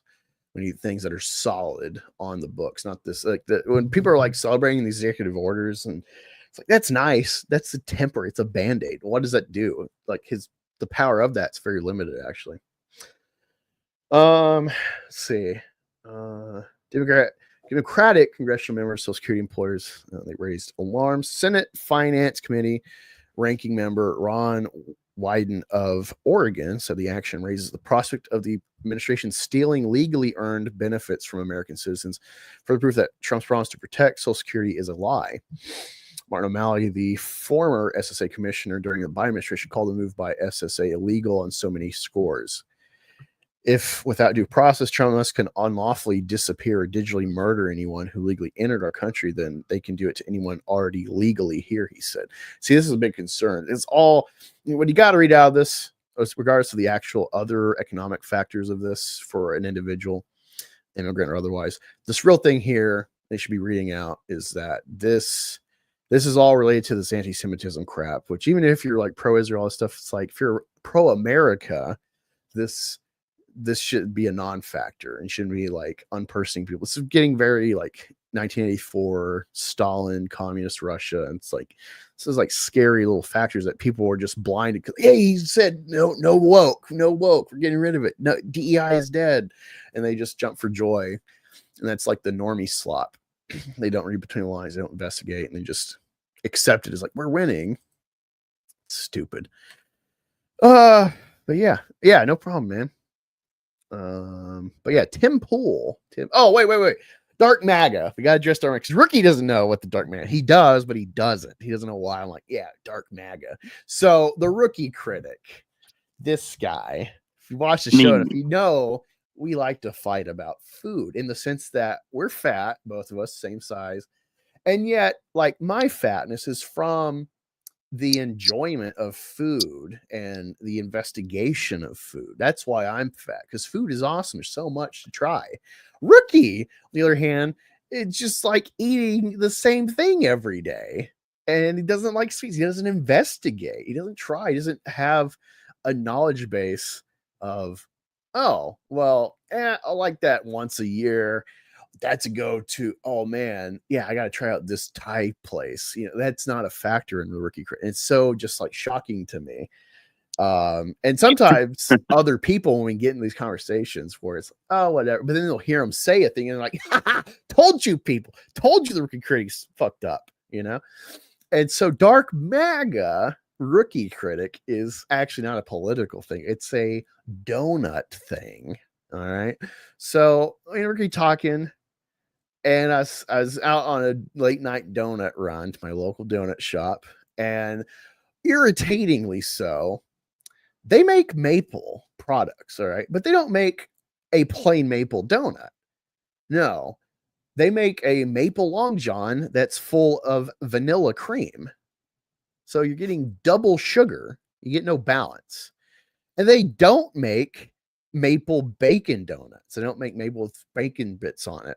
All right. And apparently they've had asks for it repeatedly, and yet they won't make it.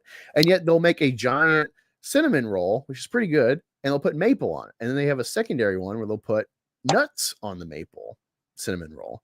And yet again, they won't just make a plain fucking maple donut. So I have to go through the hassle every time of calling ahead 20, 30 minutes. Like, hey, I'm Angus. I want 3 chocolate glaze and 3 maple glaze. So it's like, smear the maple on a glazed donut, you dumb fucks. It's such a foreign concept to these people, And you want something that's simpler. Yeah, it's like you put the effort into injecting extra into the Long John, but it's like a hassle when I come up to the window like, hey, can you get 3 donuts and open a maple jar and smear maple on it real quick? And they act like it's a fucking hassle. Like, oh God, you got to call ahead next time. Like, it's a real... Well, it'll only take like a minute, but like, I'd rather mentally prepare to do it than just do it right now. So yeah, really fucking. We had this really good donut shop on like the business strip. So the main donut shop in town, it's like in the kind of like downtown area, like right off from like Main Street in the library section. And yeah, they went in like the business strip of town. But their shit was really pricey. So they had like they make breakfast sandwiches, like sausage, bacon, with eggs, cheese. And it's kind of like a donut shop's version of McGriddle. They'd like cut a yummy, sweet, like cake donut in half and put the filling in it, like a McDonald's sandwich. But no, they were just too expensive. And it's like a weird place to market. It's kind of crowded. So they didn't hang out long, unfortunately. So I'm stuck with this donut shop. And, luckily I get the maple. But anyway, at some point I was talking about this with Rookie, and he told me the story about mixing up donuts, and I was just flabbergasted. So Rookie, take it away. Recap this donut adventure of yours that sparked this heated debate about. Well, I mean, I think we agreed upon the like fillings in our donuts is fucking annoying, and there's like no like defining characteristic on the donut that says this has filler in it. I wish they'd have those defined, because there's nothing worse than expecting a plain maple donut and then, biting into a creamy, gooey, gross inside of, nasty. Ugh. But I don't remember. It was something. I don't remember if it was a mix-up, but I was looking for maple donuts, and I said that they only had the dark kind, and so I got those instead. And you're like, yeah, you mean chocolate donuts? And I'm like, what do you mean chocolate donuts? Like, there's, I in my head, like, there's the maple, and then there was the dark maple. Like, that's what I think I called it, dark maple. And then I said they didn't have the regular maple, so I grabbed the dark maple. And Angus was like, "What?" I was like, "I don't know how I can be more clear, idiot. It's a maple and then a dark maple. What do you mean?" I don't know how I can ever explain it more clearly than a maple that is not as bright as the normal one. That is fake fucking news. And I'm like, how could you not tell? Like, so here's how I think of this. All right. And I think mostly, let me know in the chat if you disagree with it. I think, let me just brighten up the screen a bit so it's not monotonous. So, chocolate and maple. There we go. Let's get an image on the screen. And I mean, to be clear too, of course, as he laid out, I'm very samey when it comes to foods. So as far as donuts go, I like powdered donuts, maple donuts, and glazed donuts. That's like the ones I could think of on the top of my head that I like for sure. Okay, let's go with this one. StreamYard. Present image. Present them. Present.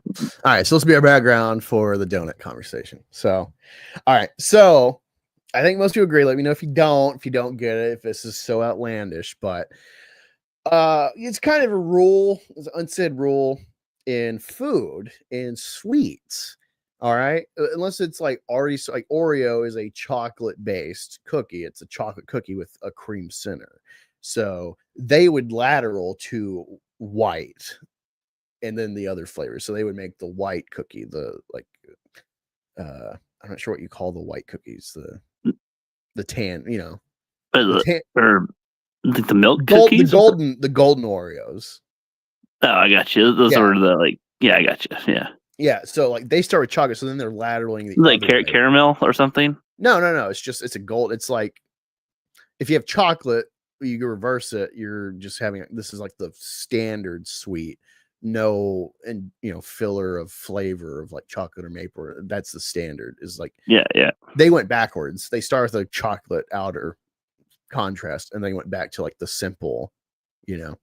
Anyway, so generally with sweets, ice cream, donut, pie, whatever facet, you have like the sweet flavor. It's just basically the sugar-based flavor. So you have in donuts, you have a glazed donut. That is your starting template in the donut universe. Is the simple. Which you see, I actually thought a plain donut would just be like it's just the bread part. There's nothing else. No, it's basically a bagel or something. And it's like, here's your flavorless donut. Yeah, because at least the glaze has like whatever flavor of the glaze that's sugar on there. Yeah, the sugar is delicious. Yeah, and so that is your starting template. Or if you lateral to like ice cream, it's vanilla is your starting. So the graham cookie is basically the vanilla cookie versus the chocolate Oreos where they started. So they reversed it. But yeah, your starting template with sweets is like, what is the sugar? So vanilla generally is like, if it's not like frosted or sugar cookie, whatever, it's the vanilla is your starting point. So once you make vanilla ice cream, then the next phase is, all right, chocolate ice cream. All right.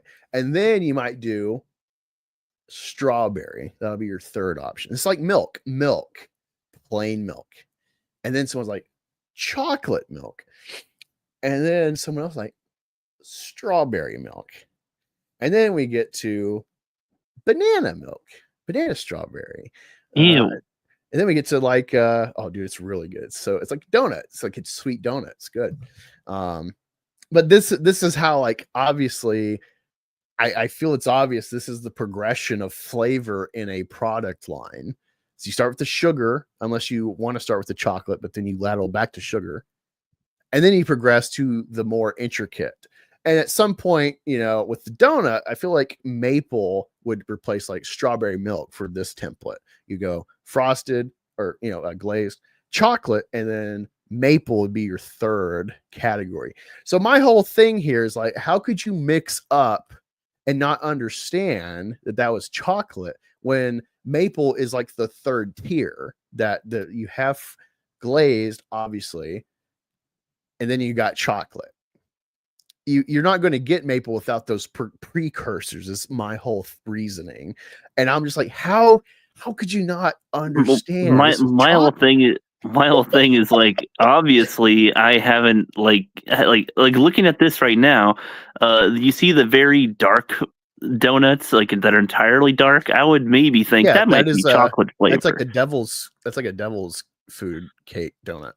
I'd be like, that's probably chocolate flavor. But you look at the one up front here, like right up front, I'd be like, I mean, maybe that could be chocolate, but that's not what that is definitely chocolate. I'm gonna assume. It doesn't have a hole. It's probably like, a Boston cream. It's like, it could be a different flavor that isn't chocolate because it's a donut to me. And again, as I've already just pointed out, I have not had a variety of donuts in my life. I have only had like 3 types of donuts. I don't think I've had any more. And in growing up, when I would get a donut, it's not like I went to a shop and got it. It would be like, my dad is going somewhere and like I'm in the car or something, and then we're gonna go like put recycling bottles in the bins for money, and he went and got us donuts. Like, it's not like I'm seeing all the selections with everything. I'm just like, here's the one. And the maple, I think he said, here's maple donut. It's like, okay, so I know that one is a maple donut, the non-chocolate one, because it's like, okay, that he said that's the maple. So there we go. And then I see something that looks just like the maple, but darker. I'm not gonna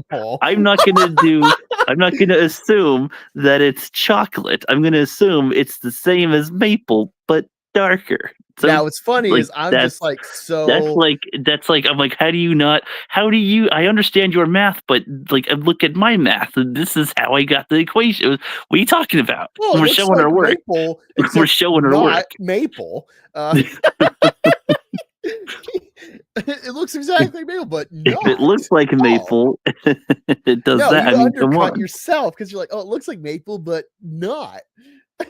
But it's like, to me, I'm like, why would it? Like, I didn't know there was that. I didn't know that was chocolate. Like, why would that be chocolate? I would assume there'd be like the dark one there. Like I said, those bad ones that are a little like behind it. Like those look more chocolatey. Lovely Sherry says, now I want a donut at 3 a.m. A Boston yes, cream to be you're welcome. Yeah, Boston cream. Boston cream is like a rare. I get it once in a while. I'm pretty standard. I love at Tim Hortons. I don't like Tim Hortons because they're fucking Canadian, and so I don't want to fund Canada. But their honey cruller donut is amazing because it's like thoroughly frosted and yummy. But all the other donuts, it's just the glaze on top, but then it's just fucking boring ass dry bread. Yeah, Tim Hortons sucks. Tim Hortons is like, I don't want to drive across town. My dad likes Tim Hortons for the coffee, not nothing else. But fine, but dude, just go to Starbucks. Tim Hortons sucks. He hates My dad's a vintage feller. He hates how like popular Starbucks is, and what's funny, Tim Hortons is like the second most popular or the third next to Dunkin' Donuts and Starbucks and shit. So I don't know. I used to be a Dunkin's guy, but no, I'm full bore Starbucks. Like I'm an East Coast minded guy. I hate funding anything that was related to California. I hate California. I hate the West Coast. I'm an East Coast guy. Even if the East Coast is just as liberal, there's still like a working man attitude to the East Coast with New York, Philly, Boston. It's like the average citizen is like, hey, fuck you, buddy. Like there's an attitude. So I want to support the East Coast coffee, but sorry, man, I only get Dunkin's if there's no Starbucks. like Starbucks is the name of coffee. They've taken over for a reason because they are good, and that's the problem. So people are just in denial or they're politically captured. They're retarded. Starbucks is supreme. It is the Third Reich of coffee. It will reign 1,000 years. It is supreme. But going back to the donuts here, so your logic is neat. I'll admit that if we look at if we're looking at generalization of sweets, the chocolate vanilla stuff makes sense, sure. But again, somebody who doesn't I don't go up and look at all the donuts. I'm going to pick out all these donuts. Because usually it's just I just grab the one that I get and that's it. For all I know, because donuts are associated with breakfast and coffee. For all I know, and I've been duped in weird ways with flavors sometimes with this is kind of brown, it's probably chocolate. Oh, it's coffee flavored. What was that? Or some other type of flavor or something. And that's not what I wanted. No, thank you. So I'm just not thinking that that's chocolate. We're why? actually all American donuts right now. Today, yeah, for now. I should have changed the name All American Donuts. It just makes I'm just I just don't know why. Well, then, so I guess our conversation would go to, okay, how do you not know when you bite into the dark maple donut that it's actually chocolate? You idiot. that it's actually chocolate, to discover that. And I'm you know what? It's actually been so long since I've had one. I don't actually remember if I taste the difference. In my head, it tastes just like the maple, but I could be wrong. If I were to try one right now, I could probably easily tell the difference. That's where it even gets crazy. I don't know. Chocolate is such a definitive flavor with all the variety within chocolate. It's still yeah, and chocolate does match up with coffee because they're both beans. So cocoa beans, coffee beans. So they're berries. So there is a sort of a 1-for-1. And what's crazy, I went to the local coffee shop in my town. I go there. I like Starbucks, but I like to support the local business. So it's just when I think of coffee on the go, and I don't, because I'm not a frequent coffee drinker. If anything, I'm a Diet Coke guy or a Coca-Cola guy. Only other colas I will purposely seek is Poppy, the hippie Cokes, the probiotics, prebiotics. I'll get those colas, but Coca-Cola is the only true cola in the world. Every other brand makes artificial cola flavor. They don't have the access to the cocoa leaf. So only buy Coca-Cola. It is the only pure Aryan cola in the world. Anyway, I went to the shop and I'm looking at the flavors. I'm like, what? Raspberry in my coffee? What are you, fucking crazy? And I'm like, fruit in the coffee? And because coffee's kind of an earthy flavor. But then he's I was thinking, wait, actually, yeah, coffee is a fruit. So okay, it's actually not crazy. So I got it, and it was oh, that's a kind of interesting little blend here. So it kind of won me over, the logic. So I experiment myself with logic with food sometimes, where I'm confronted, I don't think that goes together. And it's well, nature says otherwise, Angus. And so I experiment. So I go through this myself, rookie. I challenge myself. And so hearing this, I don't, the chocolate, I couldn't even tell the difference. Oh, this is, yeah, I guess this is maple, this dark maple. Yeah. I'm just what? Some flavors are just eternal. Once you've had it once, it just imprints. Well, it's I don't know what to tell you. I don't remember what it tasted like. So that's just all licorice. You just got to try licorice, black licorice once, and you're always going to know if you like it or hate it. It's such a definitive flavor. Yeah, I don't know. I'm just saying, I just don't remember what it specifically tasted like. I remember I liked it, so I agree there. Yeah, if you like it or not, but I don't remember what it specifically tasted like. So that memory was just the gone. Story gets funny though, because we were arguing about this the other day. We got to make this part of the show, this conversation. We have so many conversations where it's if I only hit record, this would be a good video, just raw Angus and Rookie discussions. Sometimes we'll try to recreate it and we forget, or it's not as charged. You've already kind of crossed the river on the topic. So it's there's no heat anymore, this one's funny. And we brought it back up, and the revelation here, I'm what are you talking about? If you don't know, why wouldn't you ask the guy behind the counter?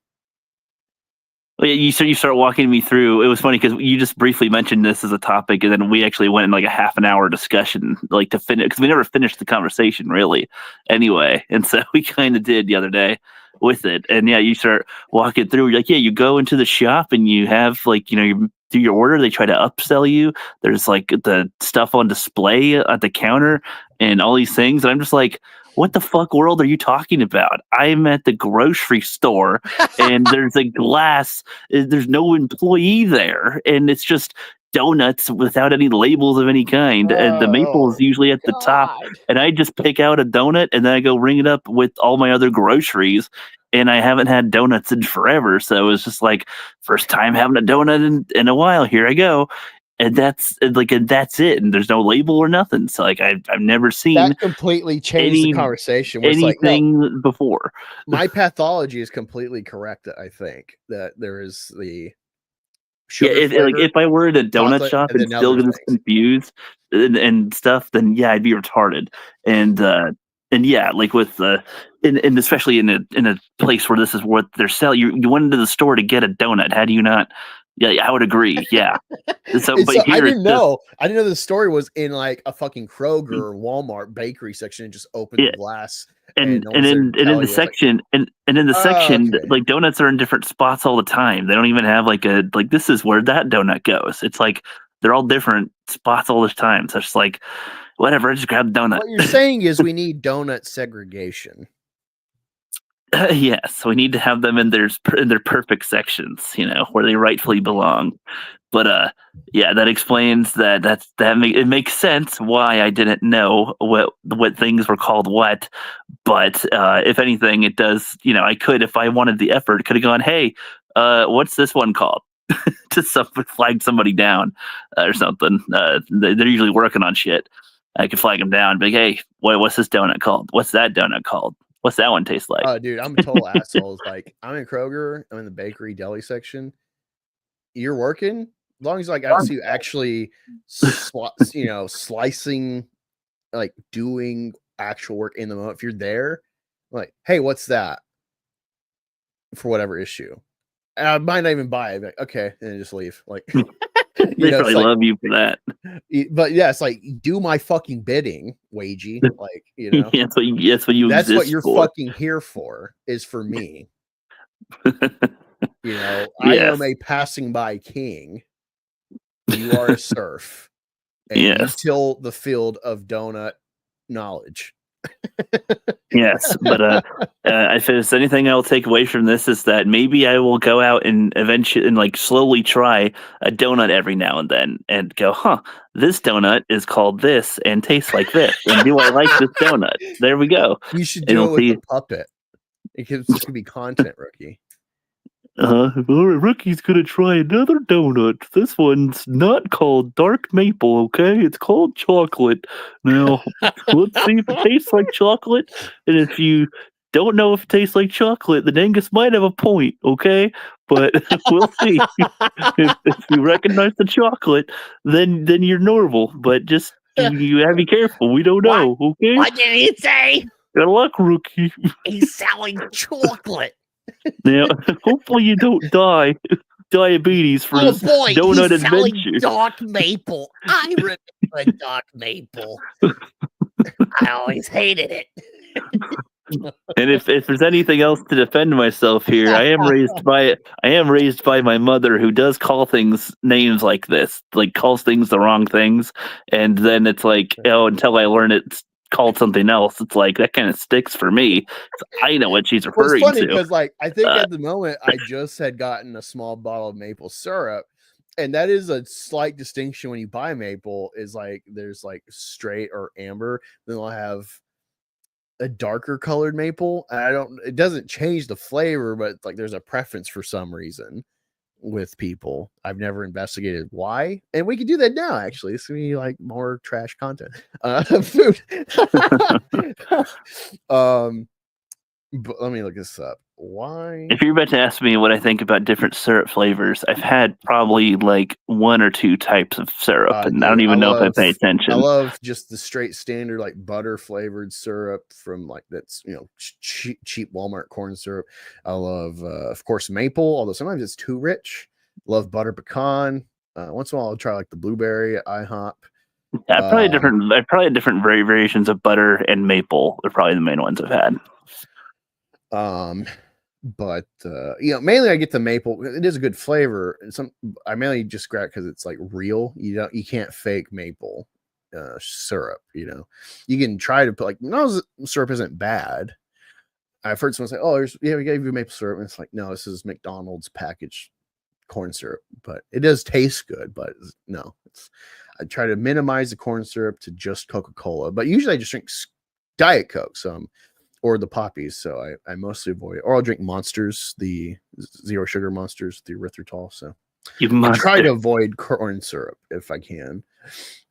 So I've read that it disrupts like your brain, like full recognition for your stomach. So that's why probably explains the obesity. It's not just that it's trash or eating, it's that the trash fucks with our registry in our brains. And so we gorge on top of the trash, why is there different colored people? No, maple. Hey, why is there a snake in my boot for some reason? It's like Google black people. Why? Like yeah. Google's like, all right, sit down, son. It's gonna be tough to take it. I've got a story to tell you. Maple trees, the AI Google overview for why is there different colored maple. Maple syrup color varies due to the time of year when the sap is collected and the changes that occur in the sap during the process, including breakdown of sugars and the presence of microbes. Lighter syrup is typically made earlier in the season when the sap is cold and the sap contains more sucrose. As the season progresses and the weather warms, more fructose and glucose are converted from the sucrose, leading to darker syrups, the stronger flavor. Okay, so there actually is a relevance to the dark. So it's basically like Marlboro Reds, Marlboro Lights. That's basically so you get the lights. That's the light color maple. You want a Marlboro Red? That's the dark maple. All right, so interesting. Okay, so it actually has value, slightly at least. I don't know if I would necessarily notice the gradient, but we might taste test. If you want us to taste test the gradients of maple, you super chat us. Pay us to get the maple. Yeah, if you blindfolded me and you had vanilla or chocolate in front of me, I'm pretty sure I'd be able to tell the difference between, vanilla and chocolate. Okay. Yeah, but that's a little window into the discussions offline. I mean, Ricky will have the debates that will commence with such fury. Yes. That is Dark Maple. That's why there's a Dark MAGA hat on Ricky to hint at the Dark Maple saga that we journeyed through.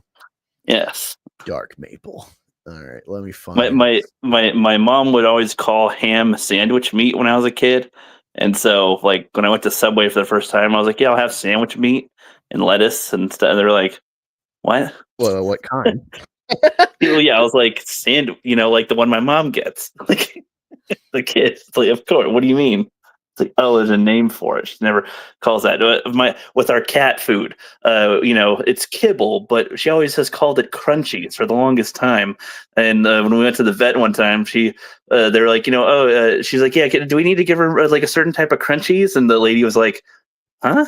You mean like kibble? Like, oh yeah, whatever. Yeah, sure. I was like, oh my God, like stop calling things the wrong things. Sorry, I'm trying to find this on AF Post and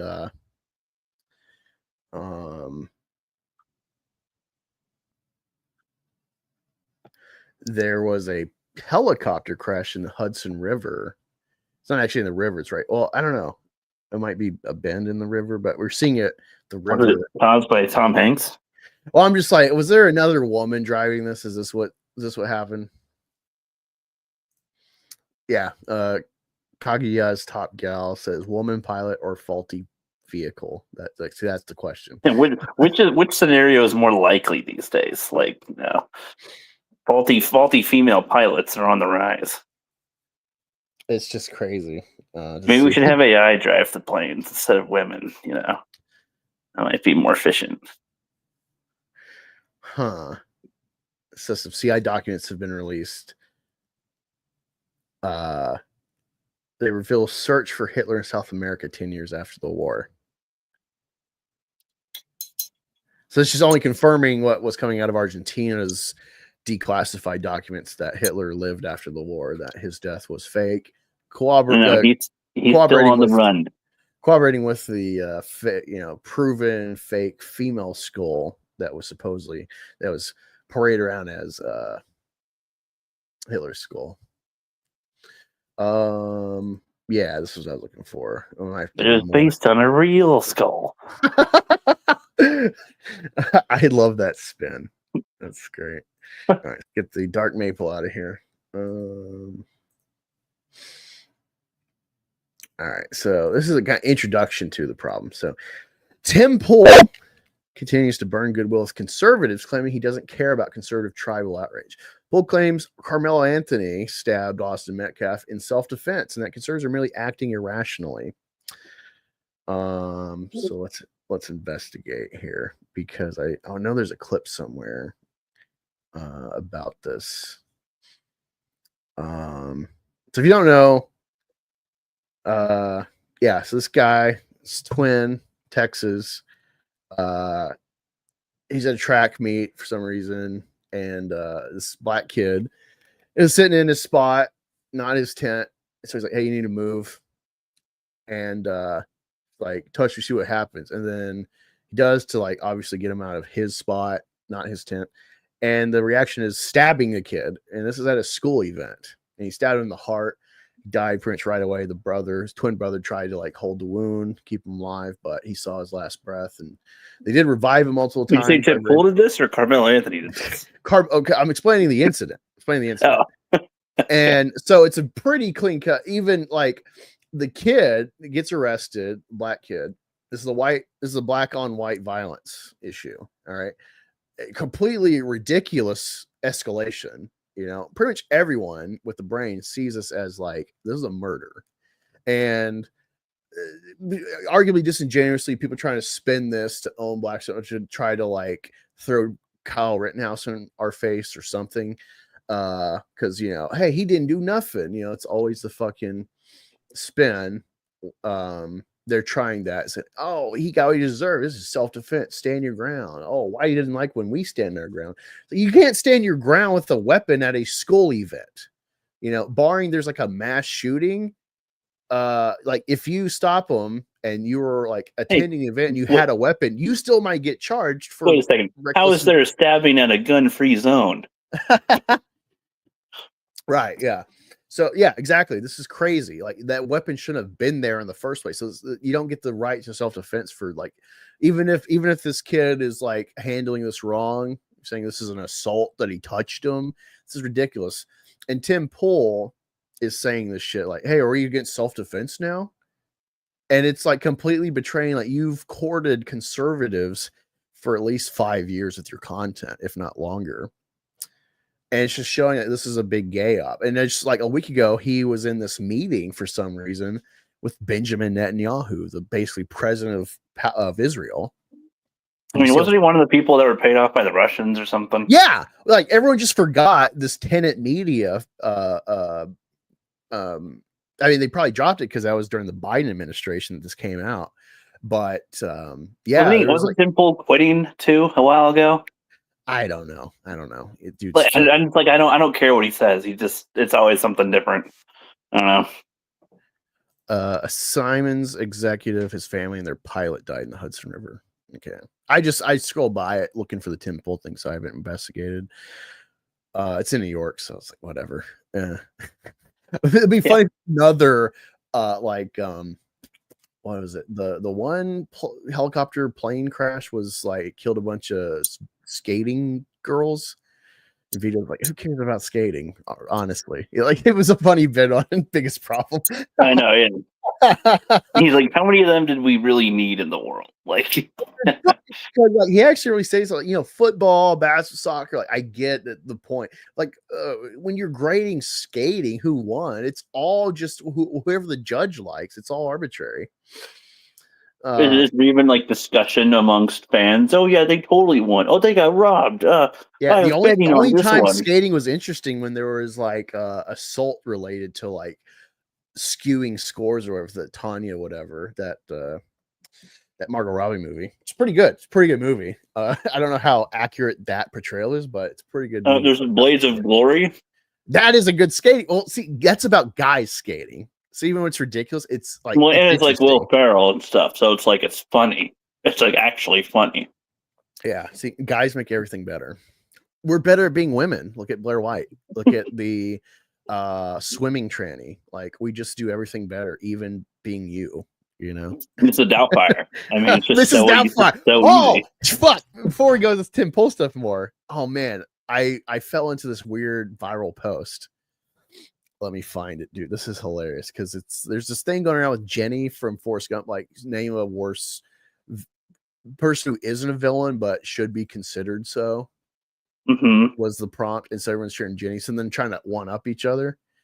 And Mrs. Doubtfire came up in the conversation. I'm like, what the fuck are you talking about? It's villainous to try to get your kids back? What are you talking about? Well, I mean, I think it like goes against the law, and it is kind of creepy. But like, ultimately, we know the character's got it for to see his kids and stuff. Be a good influence. Jesus Christ! While I'm looking for this, look at your DMs, Rookie. I sent you this. This is kind of like my ideal lady here. Okay, I'm on my phone though, so hopefully it doesn't back me on if I back out of it. Hold on. See, because I clicked on the link through this, if I back out of this, it'll take me out of StreamYard. So, yeah, weird. I mean, that's fine. I'm still searching really quick. Searching for a star. All right, so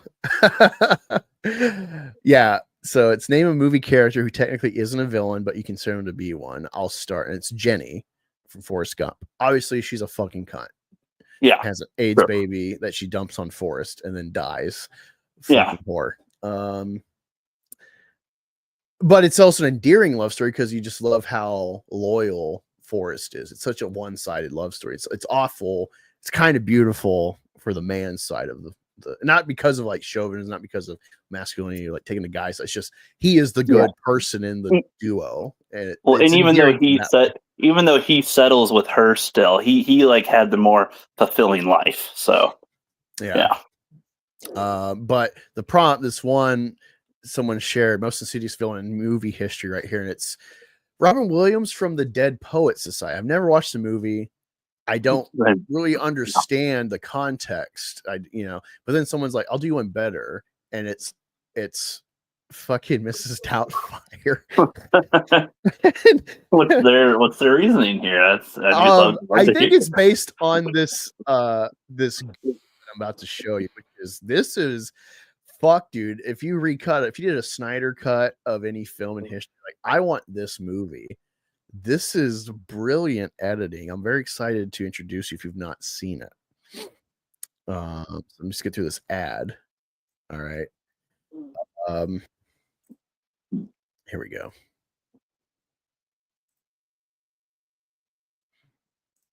This is called Mrs. Doubtfire, the horror recut. We have nothing in common. Sure we do. We love each other. I want a divorce.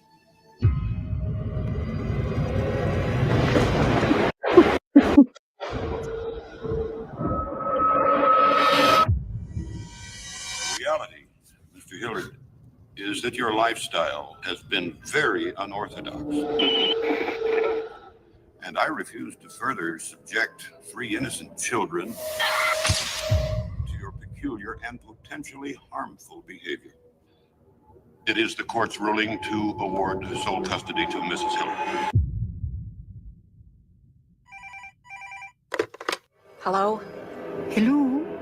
I'm calling in regards to the I read in the paper. Yes. Would you tell me a little bit about yourself?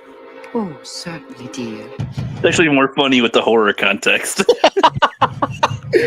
This is so brilliant. This recut.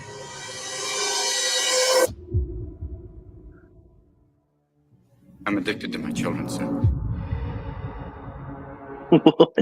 I love them with all my heart. The idea of someone telling me I can't be with them, I can't see them every day, It's like someone saying, I can't have air. You got mine with one now. You're my goddamn kid,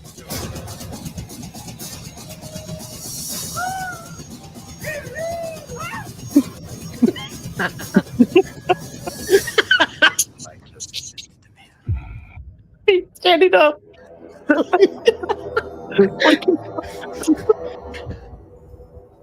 You remind me of someone. Isn't that brilliant? That is the power of editing, my friend. That is so beautiful. good. Well, there were a lot of like glances that Robin Williams would give that I'm like, God, like it's a fucking stare. Like, Jesus, how come he's not? How come he never played like a serial killer in a movie? Oh, dude, wait, like, you've never seen well, he's in Insomnia. It's a Chris Nolan remake of like a No, film. I haven't seen that. No, That's good. That's got Al Pacino. I've seen him play I've seen him play Jack. I've seen him play Jumanji. I've seen him play, all these various Flubber, just all these that one in nice guy roles. 1 hour photo. 1 hour photo. He is a photo processing tech at like a Kmart or something, like a CVS or something, and it just gets creepy. He's like this shattered person. It's kind of like socially retarded. Yeah, I haven't seen it in a while, so I can't quite synopsize it, but it's got a tragic like reveal, or kind of get his mental state, his history. It's fucking. Let me look up the synopsis really quick. 1 hour photo. I feel like you could probably do the same with Hook, like an edit where he's like, okay, here's the synopsis. Cy Parrish runs a 1 hour photo developing lab in a small mall. He's a perfectionist about his work and generous to his regular customers, including a typical family headed by Will Yorkin. Over the years, he's seen their family grow through their photographs, but when he sees evidence of Yorkin being unfaithful, coupled with a threat to his position, his already precarious mental state tips over the edge. So he's like this vicarious, like parasocial family member. Interesting. Yeah, this was an era. 1 hour. People remember the photo processing. You kind of see the behind the scenes where it's like, oh yeah, hey, there's a stash of like nudes here, from all the processing they've done, people's fucking disposable cameras and films. Yeah. Yeah, it's like before Facebook, that's how you'd find like funny shit or nudes or whatever of like real life people. So, yeah, what part of New York City are you, Sherry? Let us know. I've only been once. I went to Manhattan, so I haven't seen like the full breadth. So in Times Square, Manhattan. So I don't know the full breadth of New York as an extreme. I lived in Fort Drum for a couple years in Watertown area. So I like upstate. Yeah, I've been to the Amish part of New York. That could be all sorts of places. So it's like, and wherever Lucy Lane is, because my sister wanted to see that. I love Lucy, Oh, Lucille Ball. Okay. Yeah. There's like a Lucy Lane or something, like a whole street sort of dedicated to that show and history and whatever in that area. But I'm looking this up. New York. Yeah, that was when I saw that was when I was forced to see Mamma Mia instead of Hancock. And then I made you watch it again. Yeah, you fucking asshole. I love you call Mamma this man Mia. my friend. You call this man my best friend? Like, jeez. What? Making me watch Mamma Mia. That's torturous. It's a great film, man. Like, I wish they made movies that good. Like, that's why Barbie is so refreshing, because it's like, hey, here's like a good girl film that isn't just off-putting, like Lifetime kind of shit. It's kind of actually a good family movie. It's good for everybody. It's actually profound, And what's funny is you're not watching it through that lens. It's already an established play or whatever, musical for like Broadway or whatever. But Mamma Mia is this interesting story, especially in the film. Is like, as girly as it is, as gay as it is, this woman kind of gets her pick of the litter with like which guy she wants to get with years later. They've all been kind of alpha widowed by her, or whatever the term is. It's not a real thing in the red pill, but like that idea, the alpha widow, but for guys, they all just been stuck on her. and now it's like, oh, I might be a dad, and so they're all kind of trying to step up, but then they're all kind of buddies in the process, and that's nice because that's what guys could do. We can be friends despite this oddity. But it's really a very red-pilled kind of movie in the sense of it speaks to the catastrophe and the damage of single motherhood and how intensely abusive it is, because this girl seems to be doing great and so optimistic, and she's about to marry her Prince Charming, all this stuff, but there's this fucking gaping hole created by her mom with her frivolous sexual encounters that created her in the first. Yeah, I'm tired. I don't want to talk about Mamma Mia. Let's not talk about Mamma Mia no more. No. You brought it up, and it's like, no, this is the I mentioned it, and then we can continue not talking about it. No, man, you can live in denial. I will not allow your dark maple propaganda to interfere with the. If you have not seen what I have seen. You have not seen what I have seen, Angus. If you experienced my experience, you would know, but you don't. So you will never know. You will never understand. Scrummy wummy. Hey, I sent you a link, Scrummy, if you want to come in and tell us your story relating to that shoe on head video on the femcells. I'd love to see Amanda Seyfried escaping. Me too, man. I love, especially in Mean Girls. That's another good chick movie that is for everybody. That is great. But no, yeah, I think that movie really speaks to in a accidental, funny way. It really speaks to like the detriment created by single mothers on their children, even in this like kind of sunshiny, happy, frivolous template that they do in the musical. It's like, yeah, it's just like Barbie. Barbie tries to be feminist and then accidentally makes a Sigma male icon out of Ken. That is one thing I will agree with, though, is that like the mom does like fuck up her daughter with that, like not even is totally blind to it, like how that leaves a hole for her to try to fill, and a father figure, and she's trying to get married herself and move on, and so it's like, okay, you created a lot of problems, bitch, just by fucking around a little much, you know. You don't even know. Don't even know. It's a good movie. It's a good. You're just so begrudging, but you watch it with the bro. It's like, this is a funny bro movie. Again, if you're on vacation, you're having fun, and it's kind of a chiller day of the vacation. You think you're gonna go to the movies? Okay, kind of a weird thing to do on vacation. Whatever. I don't typically go with my whole family either. And then it's like, all right, well, Hancock's playing. Oh, that movie of Will Smith back when he was cool. And it's like, okay, and he's like a Superman, and it's all right, that's fun, cool. As Mamma Mia. And then the whole time the sentiment is there wasn't the vibe of like alpha bros, hanging out or something. It was like, mom beside dudes, and then wham, crying like that. That was the main thing coming through, and the energy between my mother, and I was like, oh my god, kill us, please. And then seeing the joy on my father and sister's face was like even worse. It was like, you're enjoying you guys. This was just for you two, not us at all. We could have just gone to the other theater and not given a fuck about this. You forced us to sit through this bullshit. Fuck you.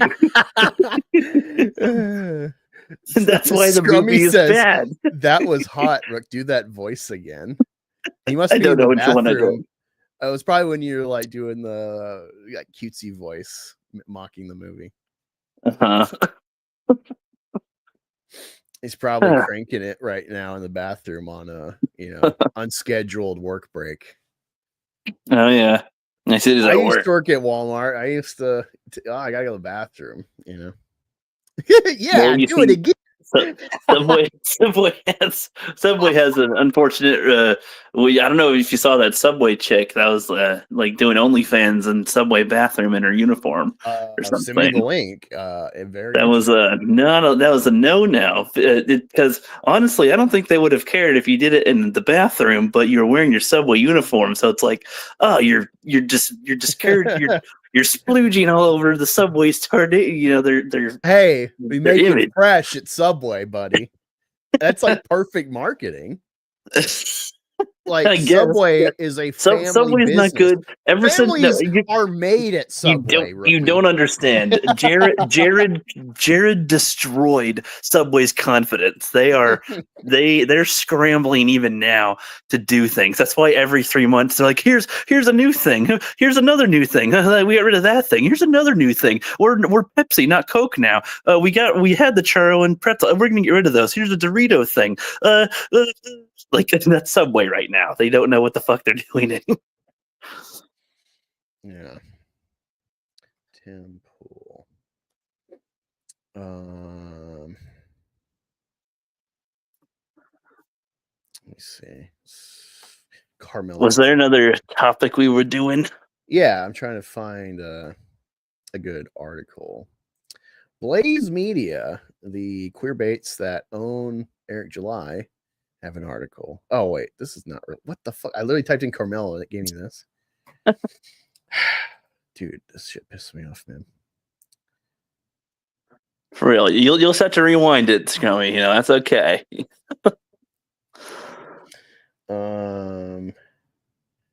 This is interesting. This came out like okay, we got one about 3 days ago. I know I'll have to search on Twitter really quick. Tim Pool top should be a clip.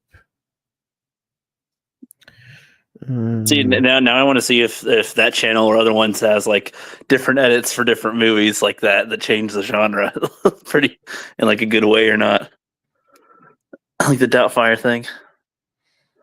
That was good. That was good. Okay, so this is a defense he has trying to make a comparison of only digging his hole deeper with this, like, are we against self-defense now? Which, so there was ire, obviously, people saying like you're Gibson Go or whatever is allowing this campaign or whatever to fund a defense for Carmelo Anthony, the murderer, not the basketball player.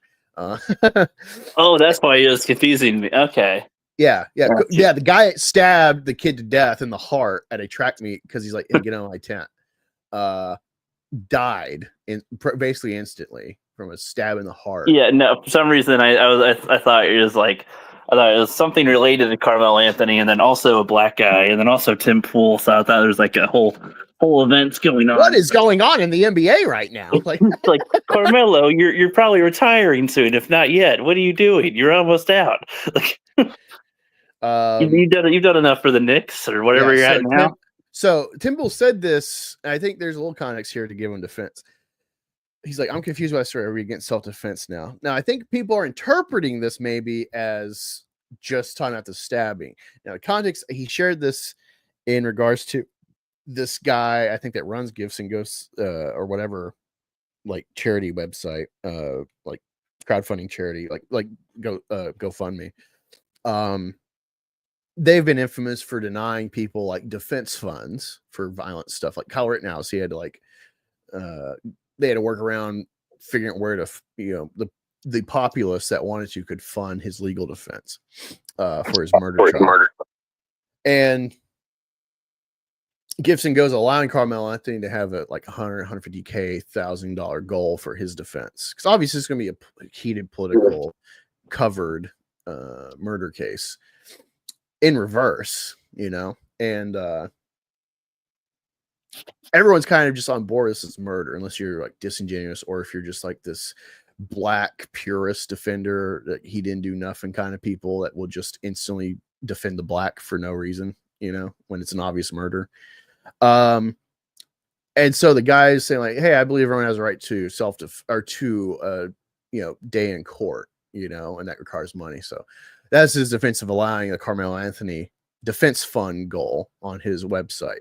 And I'm for that. I even said in the comments, I'm like, it sounds like he's being a constitutionalist, like he's like, hey, this is a God-given, this is the Bill of Rights, So yeah, I'm not against them having a defense fund to try to, that's your right as an American, that's what separates us from everyone else.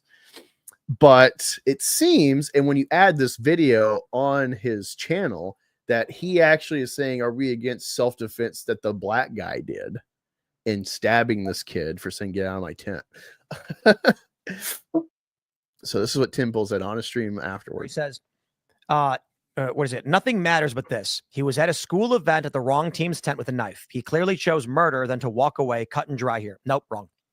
Imagine you are invited to a party at someone else's house and you are legally carrying a firearm. And then a fight breaks out and or like an altercation breaks out between you and some guy and, you know, there's drinking involved or whatever. I'm not trying to make a 1-for-1 scenario. I'm trying to create a potential scenario separate from this one with similarities. You go to a party. No, yeah, let's say you go to a party. And some guy starts saying stuff like, "Yo, man, get out of here." And you're like, "I can do what I want. I was invited to the party." Verbal altercation escalates. And then the dude, you're standing there and you pull your sweater back and you've got a gun. You put your hand up and say, don't come close to me, bro. I'm warning you right now. Do not come close. Do not take another step. Then the guy grabs your arm and makes a move. So you draw your weapon and you use it. Okay. Make the argument. You have no right to defend yourself when you're being attacked by a guy. Make the argument. By all means, go ahead and do so. I ain't going to do it. I don't know the circumstances. You can argue that you're in a place you're not supposed to be. You can argue it's that guy's house, and it doesn't matter. A guy can invite you into his... He's basically recreating a bar that has a bouncer, and the bouncer's like, "You got to leave." And you're like, "No." And so, I can just shoot the bouncer. And no, that doesn't work that way. Like, you can revoke anytime you want. It's like rape. You know, if anytime you say no and they proceed, that's rape. You know, during the act, like, it's not just about the consent. You can revoke consent at any moment during the act. That's where it gets slippery with these like rape cases, where it's like, "Oh, yeah." I think it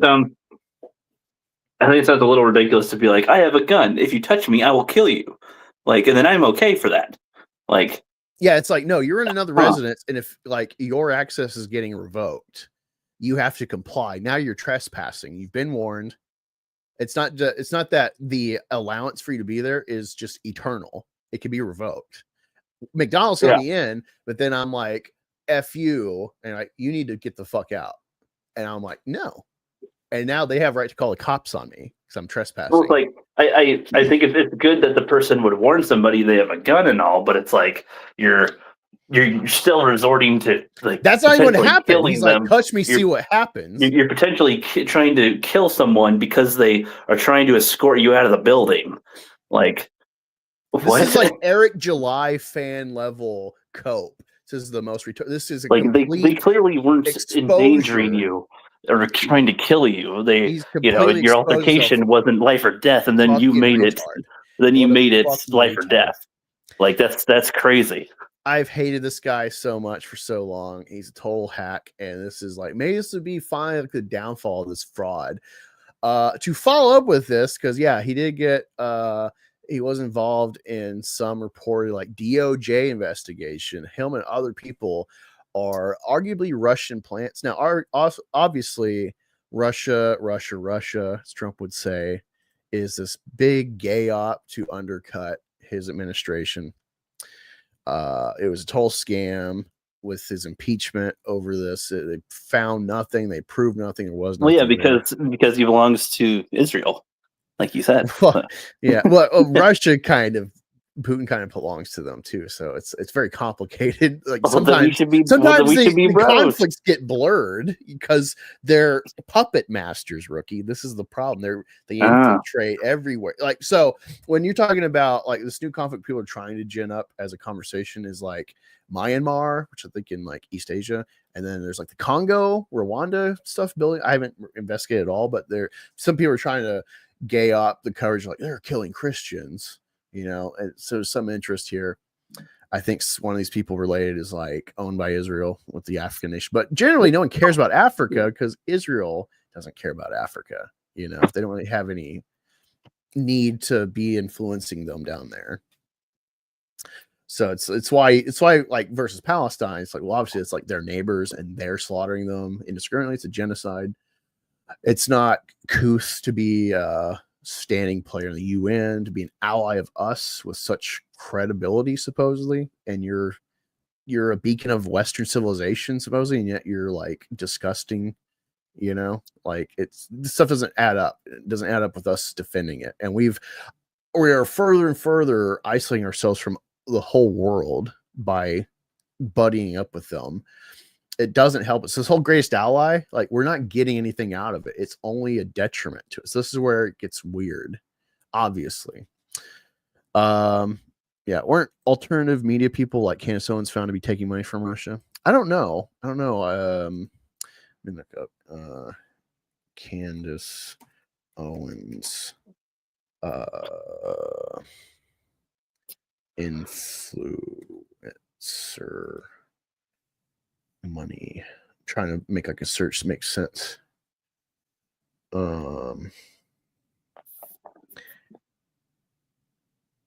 I saw, okay, one thing is Diddy private investigators offer money to Candace Owens, but this is from her channel. So it sounds like she was leaking shit to undermine them trying to buy her. If from face value, it's how I'm interpreting it. So yeah, I'm not finding anything about her having like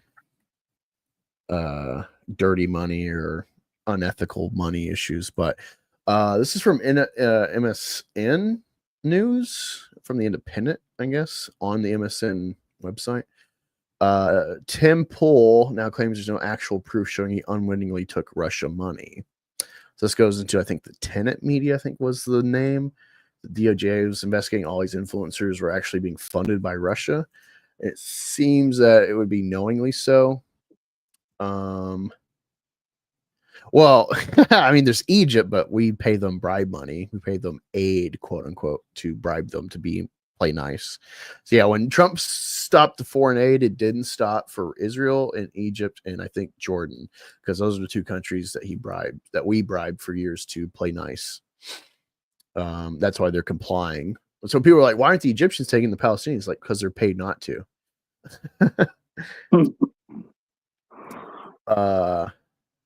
Russian money to alternative media. Okay, I'll look this up. Russian money to alternative media. All right, this is from CNN, so pay with a grain of salt, but it's all based on DOJ releases, so anyone purporting it's probably credible because it's on there on paper, you know. Let me bring this up so you can see it with me. Here we go. All right, right-wing influencers say they were dupes in an alleged Russian influence operation. They're keeping their millions for now. Yeah, look, Dave Rubin, obviously a weirdo to be in the conservative space, a gay Jew that buys babies. Kind of doesn't match conservatism in any way. You know, it's one thing to be gay. It's another thing to like buy babies. Like, hey, make kids yourself, buddy. Yeah. Benny Johnson. I remember that video of him and Drinker with Nerdrotic. And like, no one else was mad. Me, a detractor, am mad on behalf of the zero Nerdrotic. Like, this guy's a recovering addict. He's 10 years clean. And you take him to a bar for make a video and you're clinking glasses in front of them. Like, they have no fucking respect for you, dude. And that's sad as shit. Like, fuck these guys. So it's funny to see people related to the griftosphere being found out to be possible like Russian plants, Russian influenced. Right-wing social media stars who are allegedly paid millions of dollars in a nefarious Russian influence operation to shape public opinion around the 2024 election are remaining mum last week at this point. Justice Department alleged Russian state media producers funneled $10 million to an unnamed Tennessee-based company, later termed by CNN to be Tenet Media, to create and amplify content that often featured narratives and themes supported by the Kremlin, which that's basically like DC for Russia. Tenet Media boasts a slate of high-profile right-wing pro-Trump content, including Tim Pool, Dave Rubin, Benny Johnson, and several others. While the indictment doesn't directly name or accuse the influencers of wrongdoing or state that they knew at the time that the money was part of a Russian influence operation, it alleges 2 employees of RT, the Russian state media propaganda outlet, paid nearly $10 million to hire the talent and create social media videos promoting its agenda. All the figures have said they did not know the funds originated with the Kremlin and had no idea they're being employed for the purpose of amplifying pro-Russian narratives. The influencers all say they are victims and that the FBI has contacted them for voluntary interviews. In the wake of the stunning accusation, representatives for Poole, Rubin, and Johnson, they were asked whether they would overturn donate the money. None of them have publicly detailed the payments they were allegedly received as part of the foreign campaign. Based on the information revealed in the case so far, the influencers are not obligated to forfeit the money. A lead prosecutor and the special counsel Robert Mueller's investigation to Russia's 2016 interference. In a interview following the indictment, Poole insisted the amount he was paid, $100,000 per video, was around market value for offers he had already received. Described it as inconsequential to his lifestyle. We've actually never done anything with it, he told conservative host Ben Shapiro. I would say the overwhelming majority of the money is just not gone anywhere. Tim noticed, so yeah, Candace isn't popping up in this so far. But to follow this up, this is a 3-day-old thing from the Independent. I don't know how reputable they are. Share screen. Mega. Tim Poole now claims there's no actual proof showing he unwittingly took Russian money, but you just said it was just not doing anything. Yeah. He's now questioning whether he was actually duped by a Russian operation that paid him hundreds of thousands of dollars to post videos for a front company. They've shown actual proof, he claims, in regards to the DOJ. Jared Holt, a right-wing extremism researcher who co-hosts the Posting Through It podcast, sent the MAGA influencer a series of questions ahead of Monday's episode, detailing Poole's career and evolution to a popular right-wing provocateur. Toole is explicitly asked about the DOJ's indictment, alleging 2 Russian state media producers used fake personas to funnel the $10 million into Tenet Media, which hired him and others. At the time the indictment was unsealed last September, Poole painted himself and the other creators as victims who had been deceived by a nefarious plot. Putin is a scumbag. Russia sucks. Donkey balls. Poole tweeted. Poole would go even further in a video he posted saying that he would assist federal law enforcement whatever way he can. Reading that he was victimized by the Kremlin. Months after the Justice Department released its 32-page charging document that included messages, emails, and a fake resume from the Kremlin media actors, Poole now suggests that the evidence showing that he'd unwittingly received $100,000 per week from Russia is flimsy at best and perhaps even false. The indictment includes out-of-context messages that are in dispute, an actual proof of messages, in fact, and claims without any corroborating hard evidence for everything else. He said, Poole on to say that the amount he was paid was inconsequential to me and my company. It's minor. The end of the deal changed nothing in my life, company, hiring, your plans. Yes, so far still kind of like going nowhere. It seems possibly like a targeted thing, given it comes from the Biden DOJ, but I don't know. It's just interesting. I think he's compromised. I think you should, see this as like a warning that, like, hey, all these zeros are probably paid for their shit. The whole, like, them trying to derail Furiosa, and Rookie's finally seen that movie and gets just how egregious their reviews were to attempt to smear while still saying, well, it's not woke really or girl boss actually, but it's just it's still good, even though it's really good. See how mealy mouth they are. I think that should tell you that there's something to this Tim Poole investigation, regardless if it's targeted because he's like a MAGA guy, supposedly. I think you should be wondering who owns these Friday Night Zeros, this little cabal. Jeremy too. Jeremy's been on Daily Wire at least a couple times, I think, with Alex Jones. Alex Jones has been on their channel at least once or twice. Yeah, and it just like, I think Vivek, your favorite, has been on. Oh my god, that fucking street once. shitter. He was on. This fucker who's bemoaning Americans for liking the jock and discrediting the nerd archetypes in our 90s media. The guy who basically hates America. Yeah, he was a guest. So you see, like, they got access to some big players. They're probably taking money somewhere, and then now they have Slash. Right, yeah. God, the most relevant guitarist of the modern day, Slash. I'm kind of like, he still exists. All right. Yeah, it's like I haven't heard of Slash since the Super Bowl, like 15 I years only ago. know of him from Guitar Hero. That is the only thing I know him from. Is he does a song or two. in Guitar Hero. Yeah, if you said, "Hey, Travis Kelce's wearing a Rippaverse hat," he's not a singer or anything, but he is with Taylor Swift, so it's like that's a big, current trending guy. That's something, But having Slash, like you're talking about a has been.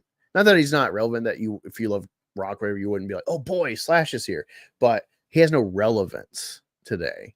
He doesn't influence anything. Wait, I don't think Jeremy's ex-military. I think he worked at like a grocery store. Yeah, he's done grocery store and forklift stuff. Yeah, he's not a military guy. Ryan Kennel was. He was military. I don't know what exactly. He was a military guy. I want to say he was Navy, but I could be wrong. Yeah, he's Navy, but Cernovich is Navy until this goes back to citizen journalist Jack Pacific, who first appeared in InfoWars going over to Sweden to investigate. No-go zone. They eventually pissed someone off and got red noticed by Navy until Jeremy. Unless he's referring to a different Jeremy. I don't know. Talking about Jeremy Hambley, the quartering or boring. He's old. I mean, maybe he was. I don't know. There's quite a few Jeremys actually, so I don't know which one he's referring to. It's like Marvel with all the Chris's. I know, right? Chris Pratt, Chris Hemsworth, Chris Pine, Chris Benoit, Chris Kringle. Wait, who's Krispy Kreme? Krispy Kreme. I don't know. It's a name from somewhere, probably. Some guy named something. Just a name in Chris's. Chief Diversity Officer in the Navy. I don't know if that is or if that was just jokes. That's probably just jokes. I don't know. So I'm looking at Wikitubia. So this is like the wiki for YouTube. I'm looking at Geeks and Gamers page. There's not a lot here, but let me see. Looking at his controversies, it says contribution to the harassment and targeting of Halo Studios developers. In October 8th, 2024, they released a video titled "Pronouns Will Save Halo," which D-Day Cobra claimed that the new Halo Studios chief of staff, Melissa Boone, would push identity politics and that he would like to be proven wrong, but added, "I don't think you can prove me wrong." The video showcased her LinkedIn profile and her Twitter account, which, following circulation by several content creators associated with the anti-DI, anti-woke online movement, resulted in her accounts as well as the accounts of multiple Halo Studios employees being harassed and targeted with slurs and other insults due to. So people found out who's in charge. So like, hey, fuck you. So it's such a limp dick. Like, why do you make me defend Jeremy? Like, you're such pussies. He pointed out that we exist, and so the fans that didn't know we existed know we made it, and now they hate us. I don't know. Yeah, I don't know exactly what he did in the Navy, but I really don't think Jeremy was in the military. Krispy Kreme, Kremlin, more like Kremlin. Yep. Okay, but yeah, you get that out. We're getting better here at the old Angus Ranch at stating a mission goal in our title and fulfilling the mission. We are George Bush on the aircraft. Mission accomplished. We need to read more of Action Bible #1 to continue our stuff. Yeah, no, it's not. Yeah, sure, I agree, but I think, hey, especially for a follow-up for double the link stream yesterday, I think I'm doing pretty good. Yeah, no, we're doing good. Doing pretty good. Again, I think the Action Bible thing needs to be us pre-recording it, and so we can have little cutaway breaks for it. It's like, okay, this can go for a few minutes. Well, if we need to go take a piss or refill a drink. Shit out my ass. Yes, shitting out my ass onto Kyle's mom's fat fucking G face. But yeah, don't forget your story, Scrummy Wummy. I want to hear this shoe on head related dating or sex, whatever, femcel story you got for us. I'm very excited. And yeah, again, I loved having Street Beans on us today. And yeah, again, go say hi to Katie or leave a comment on her birthday stream. Super chatter, a couple bucks, something, celebrate. Unless she had a pretty good day. I assume she took off work and hang out with the kids, watch movies. Husband cooked steak for her, and she streamed with diverse panel of people, including myself for a minute before I came on today. That's why the stream was late, because I slept in late from being late on my stream yesterday. And then it's like I don't know exactly what I want to talk about. So it's kind of perusing the internet. 5 hours yesterday, you know. It's like, yeah, I gotta peruse the internet and luckily Jeremy inspired me with this Tim Pool. You know, it's like, hey, that can be the kind of focus today. I kind of want, you know, I really liked the educational, you know, alpha beta monkey talk there. I don't know if you have some, you know, 5-minute little talks or something from other shit you're learning from, you know, it'd be a fun segments to play here, go through, see what the chat thinks or something. Yeah. No, I'm definitely not against it. Some degrees. I mean, even like revisiting the you know, monkeys and the dolls and trucks and stuff. I don't know if we did that on the stream before. Dude, the problem with that, it's BBC. It's just instantly copyright struck. You know, well, we could cliff note it, you know, screenshot a few things. We know that we've seen that video and stuff. It's annoying, man. Stuff to go over, you know, for some of the ones, you know, that would be copyright maybe. Yeah, no. Yesterday, if you didn't catch it, was a crazy all around stream, because Sean had talked for like 2 hours about AI and Eric July and how strangely the stars aligned, and I agreed with Eric mostly. And I feel like with our conversation though, I think it mellowed out to it. Yeah, AI will become a dominant force, but you know, it will pretty much weed out the shitty artists and leave the top artists that remain that people would desire to get work from. And it'd still be fine. There'd still be enough there. Yeah, it was cool because like I've been aware of this Salty guy. I guess I'll end promoting his comic because I just backed it, and maybe you know it, maybe you don't. But let's get it out in the ether for people to be aware. And go back to Indiegogo. There we go. Silence too good. So this is a comic I've seen around, seen people promoting it, and I'm just like, I think when I had Frosty on, I'm like, hey, you know, is any other things you want to talk about, whatever, promote, you know, tangentially? He's like, oh, well, you know, my friend Frosty or Salty's got this, and I'm like, yeah, I've been aware of that. I don't like it. I don't like I don't know, man. It seems kind of like propagandist, and you know. But I actually sat down talking for a minute, and he's like showing the trailer and talking about it and the concept. I'm like, oh, okay, that actually sounds cool. I feel like the imagery and like the depth of what you're going for actually is like way bigger than the average like normie CG person or anti like woke person. You know, it's like I feel like you're actually underserved in this fan base to like people really appreciate the concept here. Now, the delivery, don't know how it'll work, if it's good or not, but I was convinced. I backed it like right away. So let's see. Silence.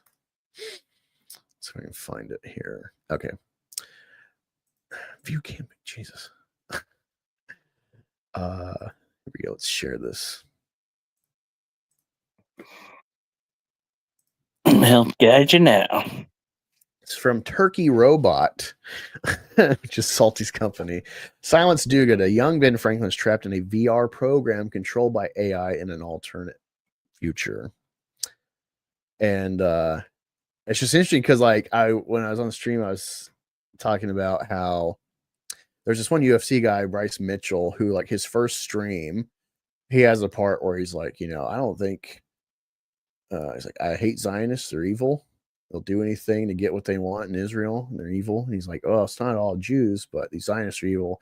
And he's like, you know, I think they've all the stuff they told us at school that Hitler's wrong. I think Hitler was a good guy. So instantly everyone checks him, everyone's after him, loses followers, and he instantly like caved pretty quick and started going on this like apology tour in podcasting.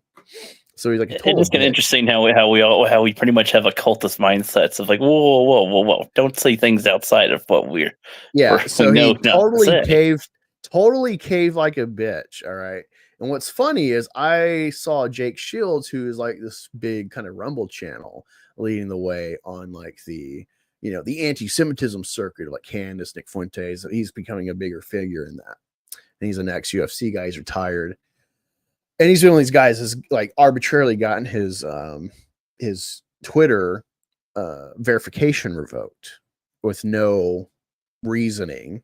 And this is supposed to be like the MAGA free speech website, you know, except for like a certain group, you know. So we're all like kind of like, hey, it's fucked up. You're targeting the Groypers, you're targeting people like Candace that, you know, maybe don't have quite the reach, quite the impact. You're targeting them, you're unverifying them so they have less reach. So you're manipulating reality, you know, what is really resonating, you're manipulating it to stifle it. You're giving someone a broken megaphone at the megaphone store, basically. So I've been nothing but supportive of Jake Shields in this.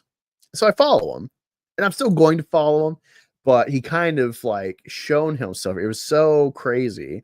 And this is what spun into me backing Salty's book. I was talking to spun from this. And it was crazy because let me find it. It was a minute ago. And I'm sort of ratioed in the reply compared to his reply to me, but I'm not getting any feedback. I'm not getting any feedback like, oh, you're wrong. So he shares a clip from that stream that was taken down by Bryce Mitchell. He's like, I don't think any podcast world history has had a first episode that hit as hard as Bryce Mitchell. And I said, too bad he caved like a pussy. And then Dick says, like, how did he cave? If he talks about Jews again, he will be fired and he has a family, but it's clear where he stands. You are an anon calling him a pussy.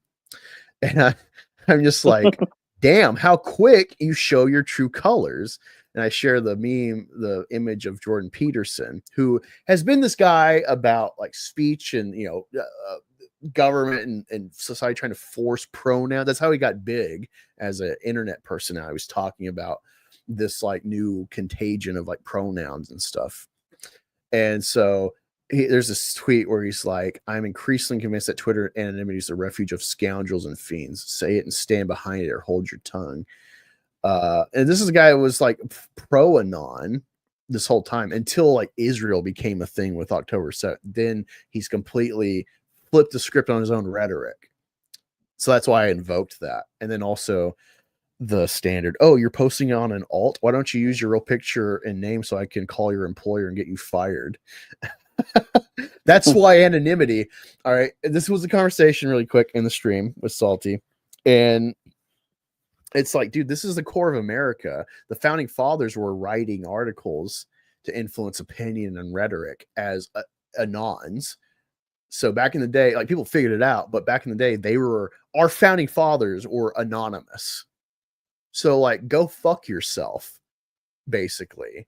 Like you trying to spin this as like, oh, you're real tough talking behind a fake account. It's like, yeah, because I don't want to be fired. Remember what happened to like the Home Depot chick? They're like, oh, damn it, the guy missed Trump. And then they're all like targeting her. And it's like, yeah, she's mean, she's fucked up, but like, let her say what she wants. Because now that you've unjobbed her, now she's going to become a radical against you. All these fucking betas trying to take out this alpha at Home Depot lady. Yeah, it's like, let people say they wish Trump was dead, and they'll like it's a vent. It's a vent. Now they're cool because you let them say it. Yeah, you take away their livelihood and stuff. Now you've motivated them. Now you've created terrorists. You've given them a reason. You've created a missile. Yeah, great. So this will be worse for you in the end. It's so shocking to see, and maybe it's like a bit personally influenced. Well, no, and the way they do it to more people, then you give them more people to rally with each other, rather than if you just in let the case them of Jake stew. Shields, I was, it's like it might be influenced in part because,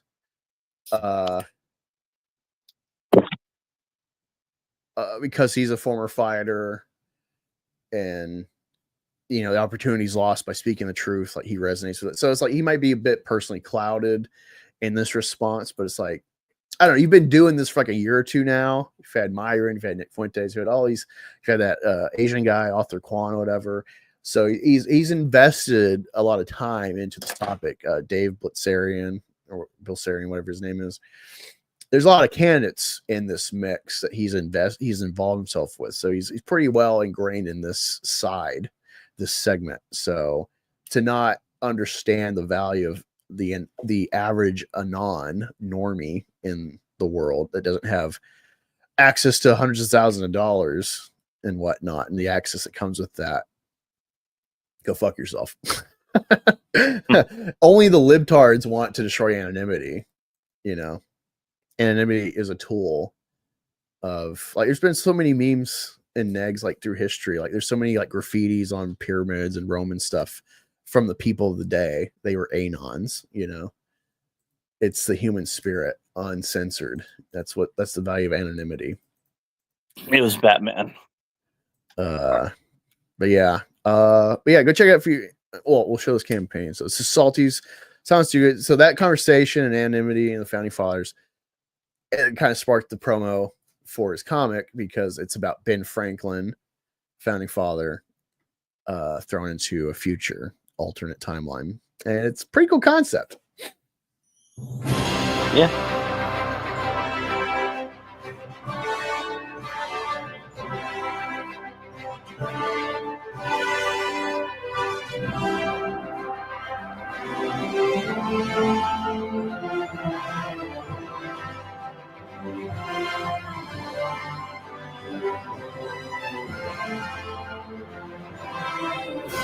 SpongeBob.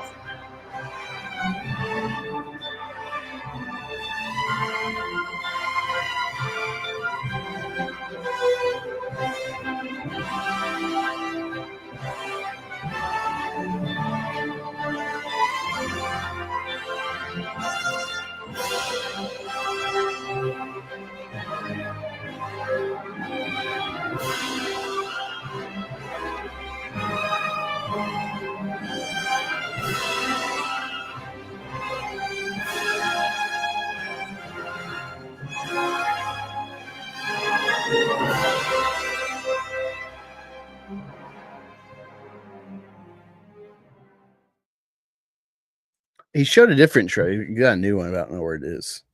But that one's pretty good. I don't, it's like whatever, but I think what really threw me off was, like, I don't think his art matches like the enormity of the concept he's going for, because this is all about AI. So Ben Franklin is very Doctor Who-esque, sort of. It's like Ben Franklin is Silence Dogood, a clever, daring, and rebellious teenager thrusted in an unimaginable crisis. Snatched from his time, he's imprisoned in a virtual reality world designed by Milo, America's most formidable tech mogul.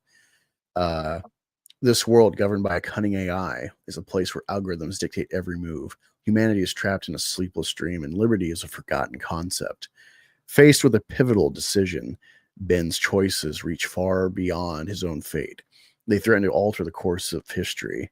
As he navigates this bewildering new world, he must rally allies, outsmart formidable foes, and unravel the secrets of his abduction before time itself is irreversibly disrupted. What would America's most prolific founding father think of the America we have built? That prompt right there is funny, because apparently not just me sent this to him or showed him this. I saw this today. This is a little thing that, like, I am learning the increasing interest in the founding fathers. Wait,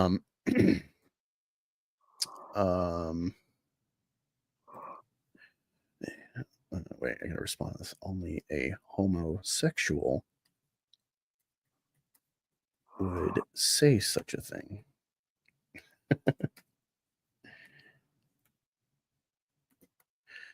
Jesus Christ, there we go. All right, this is let's see. I shared it to Katie. There it is. This is pretty fun. I didn't notice, but Ben Franklin was a total man whore, apparently, rookie. He's always, sleeping with the bitches. Yeah, I had no idea. This is apparently a well-known thing, at least in his early days. And I guess he reformed at some point, became a good guy. But yeah, he was total man whore. Let me share this. I just thought this was funny. Knowing that, I thought this was really funny. Our founding fathers wouldn't recognize the America we live in today. They would be horrified, and rightfully so. And someone's like, Ben Franklin browsing X Hamster for the first time. Oh, I love that face. This is what I think of when I see retards like Jeremy, like, oh boy, Nintendo, it doesn't matter how expensive, we're just gonna get it anyway. It's like, do you not see the average person's like dying with like groceries and shit. What are you talking about? Yeah. But yeah, that's go back salty. Let me make sure I put the link in the chat. I did. Okay, cool. So and if you're coming by, go support Salty's Silence Do Good.